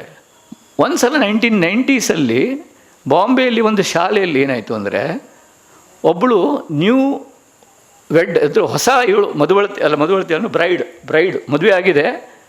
ಅವಳು ಇದಕ್ಕೆ ಏನು ಮದುವೆ ಮಂಟಪಕ್ಕೆ ಬಂದಿದ್ದಾಳೆ. ಅವಳು ಫ್ಯಾನ್ಸಿ ಡ್ರೆಸ್ಸು, ಅವಳು ಬಾಸಿಂಗ ಕಟ್ಕೊಂಡು ಬಂದಿದ್ದಾಳೆ. ಅವಳ ಕೈಯಲ್ಲಿ ಸೀಮೆ ಎಣ್ಣೆ ಕ್ಯಾನ್ ಇದೆ ಮತ್ತು ಅದರ ಮೇಲೆ ವರದಕ್ಷಿಣೆ ಅಂತ ತಗೊಂಡ್ಬಂದಿದ್ದಾಳೆ. ಅವಳಿಗೆ ಫಸ್ಟ್ ಪ್ರೈಸ್ ಕೊಟ್ಟಳು. ಅದು ದೊಡ್ಡ ನ್ಯೂಸ್ ಆಗೋಯಿತು. ಅಂದರೆ it was A burning issue. ಅಂದರೆ ಆವಾಗ ಬ್ರೈಡ್ ಬರ್ನಿಂಗು, ಸೀಮೆಎಣ್ಣೆ, ಅಂದರೆ ವರದಕ್ಷಿಣೆ ಕೊಡಲಿಲ್ಲ ಅಂತ, ಅಂದರೆ it was A burning issue. ಅದು ಒಂದು ಇಮೇಜು, ಅದು ತುಂಬ ವೈರಲ್ ಆಯಿತು. ವೈರಲ್ ಇರಲಿಲ್ಲ ಬಿಡಿ ಆವಾಗ, ಆ ಕಾಲದಲ್ಲಿ. ಅಂದರೆ ತುಂಬ ಎಲ್ಲ ಕಡೆಗೂ ಅದೇ ನ್ಯೂಸ್ ಆಯಿತು. ಅಂದರೆ ಒಂದು ಇಮೇಜು, ಸಣ್ಣ ಪುಟಾಣಿ ಹುಡುಗಿ may be first standard second standard ಹುಡುಗಿ ಒಂದು ಸೀರೆ ಉಟ್ಕೊಂಡು ಬಾಸಿಂಗ ಕಟ್ಕೊಂಡು ಕೈಲಿ ಒಂದು ಪ್ಲಾಸ್ಟಿಕ್ ಕ್ಯಾನ್ ಕೆರೋಸಿನ್ ಡಬ್ಬ ಹಿಡ್ಕೊಂಡು ಅದರ ಮೇಲೆ ಏನೋ ಅಂದರೆ ವರದಕ್ಷಿಣೆ ಅಂತ ಬರೆದದ್ದು ಬಂದು ನಿಂತಿದ್ದು ಒಂದು ಫೋಟೋ. ಅದು ತುಂಬ that is stage, that is ಒಂದು ಸ್ಟೇಜ್ ಇಮೇಜ್ ಅದು ಒಂದು ರೀತಿ. ಅದು ನೋಡಿ, ಅದು ಆಮೇಲೆ ಅದರ ಔಚಿತ್ಯದ ಬಗ್ಗೆ ಡಿಸ್ಕಷನ್ ಆಯಿತು. ಒಂದು ಮಕ್ಕಳಲ್ಲಿ ಈ ಥರದ ಇಮೇಜನ್ನು ಬಿತ್ತುವುದು, whether it is right or wrong, ಅಂದರೆ ಅದು ಬದುಕಿನ ಬಗ್ಗೆ ಅಂದರೆ ತುಂಬ ಆಯಿತು. ಅಂದರೆ ನಾನು ಹೇಳೋದು ಹೀಗೆ, ನಮ್ಮ ಕಲ್ಪನೆಗಳು ಬದಲಾಗ್ತಾ ಇವೆ. ಅಂದರೆ ನಮ್ಮ ವಾಸ್ತವ ಜೀವನ ತುಂಬ ಪಲ್ಲಟ ಆಗ್ತಾಯಿದೆ. ಈಗ ಮನೆಯಲ್ಲೂ ಕೂಡ ನೋಡಿ, ನಾವು ಟಿ ವಿ ಶೋಗಳನ್ನು ನೋಡಿ ಹೇಗಾಗಿ ಹೋಗಿದ್ದೇವೆ ಅಂದರೆ, ಮನೇಲಿ ಇಬ್ಬರೇ ಇದ್ದರೂ ಕೂಡ ನೀವೇನಾದರೂ ಜೋಕ್ ಹೇಳಿದ್ರೆ ಮತ್ತೊಬ್ಬನು ಚಪ್ಪಾಳೆ ಹೊಡಿತಾನೆ. ಅಂದರೆ ನಮ್ಮ behaviour has change. T V ಶೋಗಳಲ್ಲಿ ಜನ ಚಪ್ಪಾಳೆ ಹೊಡೆದು ನೋಡಿ ಖುಷಿಯಾದರೆ ನಗೋದು ಬಿಟ್ಟು ಚಪ್ಪಾಳೆ ಹೊಡಿತೀವಿ ನಾವು, ಮನೆಯಲ್ಲೂ ಕೂಡ ಆಡಿಯನ್ಸ್ ಥರ. ಈ ಥರದ ವಿಚಿತ್ರವಾದ ಒಂದು ಮ್ಯುಟೇಷನಲ್ ಬಿಹೇವಿಯರ್ ಕೂಡ ಶುರುವಾಗಿದೆ. ಸೊ ಇಂಥ ವೇಳೆಯಲ್ಲಿ ರಂಗಭೂಮಿ is a kind of a meditative and experiential pathway. So ಎಲ್ಲರನ್ನೂ ಇದೊಂದು ರೀತಿ ಸಂಯುಕ್ತ ಸಂಸಾರ ಅನ್ನುವ ಶಬ್ದ ನನಗೆ ಬಹಳ ಕರೆಕ್ಟ್ ಅನಿಸ್ತದೆ. ಒಂದು ರೀತಿ ಸಂಯುಕ್ತ ಸಂಸಾರದ ಮಾರ್ಗ ಇದು ರಂಗಭೂಮಿ. ಅದರಲ್ಲಿ ಪಾಲ್ಗೊಂಡಂಥ ಎಲ್ಲ ಚಡಪಡಿಕೆಯ ಜೀವಗಳು ಇಲ್ಲಿದ್ದೀರಾ. ನಿಮಗೆಲ್ಲರಿಗೂ ದೊಡ್ಡ ನಮಸ್ಕಾರ. ಅವರಿಗೆ ಧನ್ಯವಾದಗಳು. ಈಗ ಎಲ್ಲರ ಕುರಿತು ರಂಗಣದ ನಿರ್ದೇಶಕರಾದಂತಹ ಸತೀಶ್ ತಿಪ್ಟೂರವರು ಮಾತಾಡಬೇಕಾಗಿ ವಿನಂತಿ. ವೇದಿಕೆಯ ಮೇಲೆ ಇರುವ ಎಲ್ಲ ಹಿರಿಯರೇ ಮತ್ತು ಸಹೃದಯ ಬಂಧುಗಳೇ, ನಾನು ನೆನ್ನೆ ಕೋಲಾರಕ್ಕೆ ನಾಟಕ ನೋಡೋಕ್ಕೆ ಹೋಗಿದ್ದೆ. ಇವತ್ತು ಬರೋದು ಅನುಮಾನ ಇತ್ತು. ಬಂದು ರಂಗಾಯಣದ ಆವರಣದ ಒಳಗಡೆ ಬಂದ ತಕ್ಷಣವೇ ಒಂದು ಹೊಸ ರೀತಿಯ ವಾತಾವರಣ, ನಾನು ಬೇರೆ ಯಾವುದೋ ಸ್ಪೇಸಿಗೆ ಬಂದಿದ್ದೀನಿ ಅಂತ ಅನ್ನಿಸ್ತು. ಖುಷಿಯಾಯಿತು. ಒಂದು ಪುಸ್ತಕ ಬಿಡುಗಡೆ ಇಷ್ಟು ಸಂಭ್ರಮದಲ್ಲಿ, ಒಂದು ಅಪೂರ್ವವಾದ ಸಂಗಮದಲ್ಲಿ ಆಗ್ತಾಯಿದೆ ವನರಂಗದಲ್ಲಿ ಅನ್ನೋದು. ಮಹೇಶ್ ಎಲ್ಕುಂಚವಾರ್ ಅವರ ಪುಸ್ತಕವನ್ನು ಅನುವಾದ ಅಂತ ಹೇಳಿದಾಗ ನನಗೆ ಮಹೇಶ್ ಎಲ್ಕುಂಚವಾರ್ ಅವರು ಚಿರಬಂದಿ ವಾಡೆ ಆ ನಾಟಕವನ್ನು ಓದಿದಾಗ ಕೂಡ, ಮತ್ತು ನಾನು ನಮ್ಮ ಗುರುಗಳಾದ ಜಂಬೆ ಸರ್ ಇಲ್ಲೇ ಇದ್ದಾರೆ, ಅವರೇ ಆ ನಾಟಕವನ್ನು ಮಾಡಿಸಿದ್ರು. ಅದರಲ್ಲಿ ಅವರು ಹೇಳೋ ಹಾಗೆ ಒಂದೇ ಒಂದು ಸೆಂಟೆನ್ಸನ್ನು ಕೂಡ ಎಡಿಟ್ ಮಾಡೋಕ್ಕೆ ಆಗದಲೇ ಇರುವ ರೀತಿಯಲ್ಲಿ ಅದರ ಅನುವಾದ ಕೂಡ ಆಗಿದೆ. ಅದನ್ನು ಅಷ್ಟು ಬಿಗಿಯಾದ ಬಂಧ ಮತ್ತು ಇದು ಅದೇ ರೀತಿಯಲ್ಲಿ ಈ ಪಾರ್ಟಿ ಕೂಡ ಎಲ್ಲರಿಗೂ ತಲುಪ್ತದೆ ಅಂತ ಭಾವಿಸ್ತಾ, ಇದು ತುಂಬ ಚೆನ್ನಾಗಿ ಕಾಯ್ಕಿಣಿ ಸರ್ ಮತ್ತು ನಾಗಭೂಷಣ್ ಸರ್ ಎಲ್ಲ ಮಾತಾಡಿದ್ದಾರೆ. ನಾನಿನ್ನೂ ಈ ನಾಟಕವನ್ನು ಓದಿಲ್ಲ. ಹಾಗಾಗಿ ಮೊನ್ನೆ ಪ್ರಸಾದ್ ಅವರು ನಿಮ್ಮನ್ನು ರಂಗಾಯಣದ ನಿರ್ದೇಶಕರು ಅಂತ ಕರಿತಾ ಇಲ್ಲ, 3 ದಶಕಗಳ ಗೆಳೆಯರು ನೀವು, ಬನ್ನಿ ಬರಬೇಕು ಅಂತ ಹೇಳಿದರು. ಅದನ್ನು ಗೌರವಿಸ್ತಾ ಪ್ರೀತಿಯಿಂದ ಶುಭ ಹಾರೈಸ್ತಾ ನಾನು ಮಾತು ಮುಗಿಸ್ತೀನಿ. ಧನ್ಯವಾದಗಳು. ಕೊನೆಯಲ್ಲಿ ನಮ್ಮ ಚಿದಂಬರ ಜಂಬೆ ಸರ್ ಮಾತಾಡಬೇಕಾಗಿ ವಿನಂತಿ ಸರ್. ಎಲ್ಲರಿಗೂ ನಮಸ್ಕಾರ. ಮಾತು ಯಾರಿಗೆ ಬೇಕೋ ಯಾರಿಗೆ ಬೇಡೋ ಗೊತ್ತಿಲ್ಲ. ಈಗಾಗಲೇ ಘಟಾನುಘಟಿಗಳೆಲ್ಲ ನಾಟಕದ ಬಗ್ಗೆ, ನಾಟಕದ ಒಳಗೆ, ನಾಟಕದ ಹೊರಗೆ, ಸುತ್ತಮುತ್ತ ಎಲ್ಲ ಚೆನ್ನಾಗಿ ಹೇಳಿದ್ದಾರೆ. ಮತ್ತು ಬೋರ್ ಹೊಡೆಸೋದ್ರಲ್ಲಿ ನನಗೂ ಇಷ್ಟ ಇಲ್ಲ. ಒಂದೇನು ಅಂತಂದರೆ 50 ವರ್ಷಕ್ಕೆ ಈ ಪುಸ್ತಕ ಕನ್ನಡಕ್ಕೆ ಬಂತಲ್ಲ ಅಂತ ಒಂದು ಸಂತೋಷ. ಅದಕ್ಕಾಗಿ ಪ್ರಸಾದ್ ಕುಂದೂರು ಅವರಿಗೆ ಅಭಿನಂದನೆ. ಯಾಕಂದರೆ ಇಂಥ ನಾಟಕ, ಒಳ್ಳೆಯ ನಾಟಕ ಯಾವಾಗಲೂ ನಮ್ಮ ಕನ್ನಡಕ್ಕೆ ಬರಬೇಕಾಗಿತ್ತು. ಆದರೆ ಈಗ ಬಂತಲ್ಲ, ಅದು ಬರೋ ಹೊತ್ತಿಗೆ ಓದಿದಾಗ ನನಗೆ ಮೊದಲೇ ಅನ್ನಿಸ್ತು ಸ್ವಲ್ಪ ಅದರಲ್ಲಿ ಇನ್ನೂ ತೊಡಕಿದೆ ಅಂತ ಅನಿಸ್ತಿತ್ತು. ಹಾಗೆ ಹಿಂದಿ ಅನುವಾದ ನೋಡಿ ಆಯಿತು, ಹಿಂದಿ ಇನ್ನೂ ತೊಡಕಿದೆ. ಹಾಗಾಗಿ ಚೌಗಲೆಯವ್ರ ಜೊತೆ ಮಾತಾಡಿ, ಇಲ್ಲ ಇದು ತೊಡಕನ್ನು ನಿವಾರಿಸಬೇಕು, ಅದು ನಿವಾರಿಸಿ ಆಮೇಲೆ ಅದು ಪುಸ್ತಕ ಪಬ್ಲಿಷ್ ಆಗಲಿ ಅಂತ ಪ್ರಸಾದ್ ಅವರಿಗೆ ಒತ್ತಾಯ ಮಾಡಿ ಕೂತ್ಕೊಂಡು ಕೆಲಸ ಮಾಡಿ ಆಯಿತು. ತುಂಬ ಚೆನ್ನಾಗಿ ಬಂದಿದೆ. ಅಭಿರುಚಿ ಗೆಳೆಯರಿಗೂ ನಮಸ್ಕಾರ, ಅವರು ಅಭಿನಂದನೆಗಳು. ಚೆನ್ನಾಗಿ ಪುಸ್ತಕವನ್ನು ತಂದಿದ್ದಾರೆ. ಮತ್ತು ಇದರ ಮುಖಪುಟ ಅವರಿಗೂ ಅಭಿನಂದನೆ, ಚೆನ್ನಾಗಿ ಮಾಡಿದ್ದೀರಿ.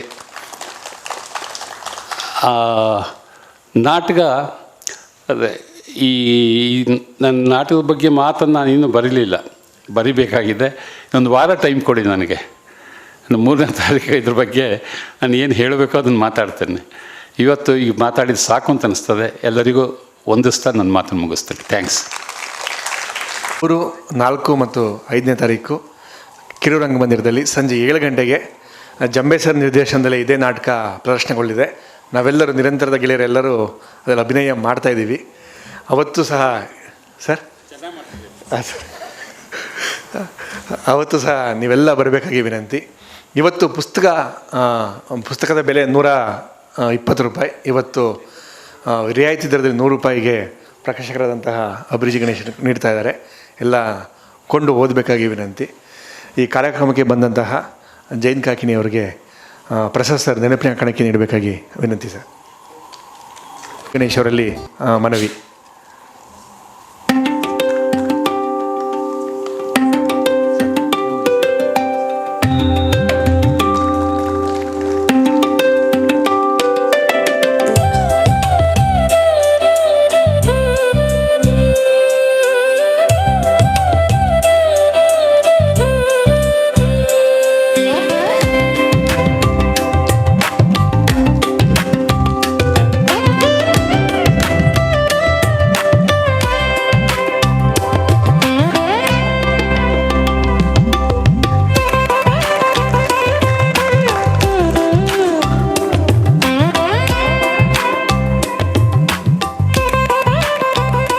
ಅನೇಕಾಶನದ ಪರವಾಗಿ ಧನ್ಯವಾದವನ್ನು ಹೇಳ್ತಾ ನಾಟಕಕ್ಕೆ ಬನ್ನಿ. ಅವತ್ತು ಸಹ ಇದೇ ರೀತಿಯಲ್ಲಿ 3 ಪ್ರದರ್ಶನಗಳು ತುಂಬಿದ ಗೃಹದಲ್ಲಿ ಆಗಲಿ. ಎಲ್ಲರೂ ಬನ್ನಿ ಅಂತ ಹೇಳ್ತಾ ಎಲ್ಲರಿಗೂ ಶುಭರಾತ್ರಿ. ಧನ್ಯವಾದಗಳು.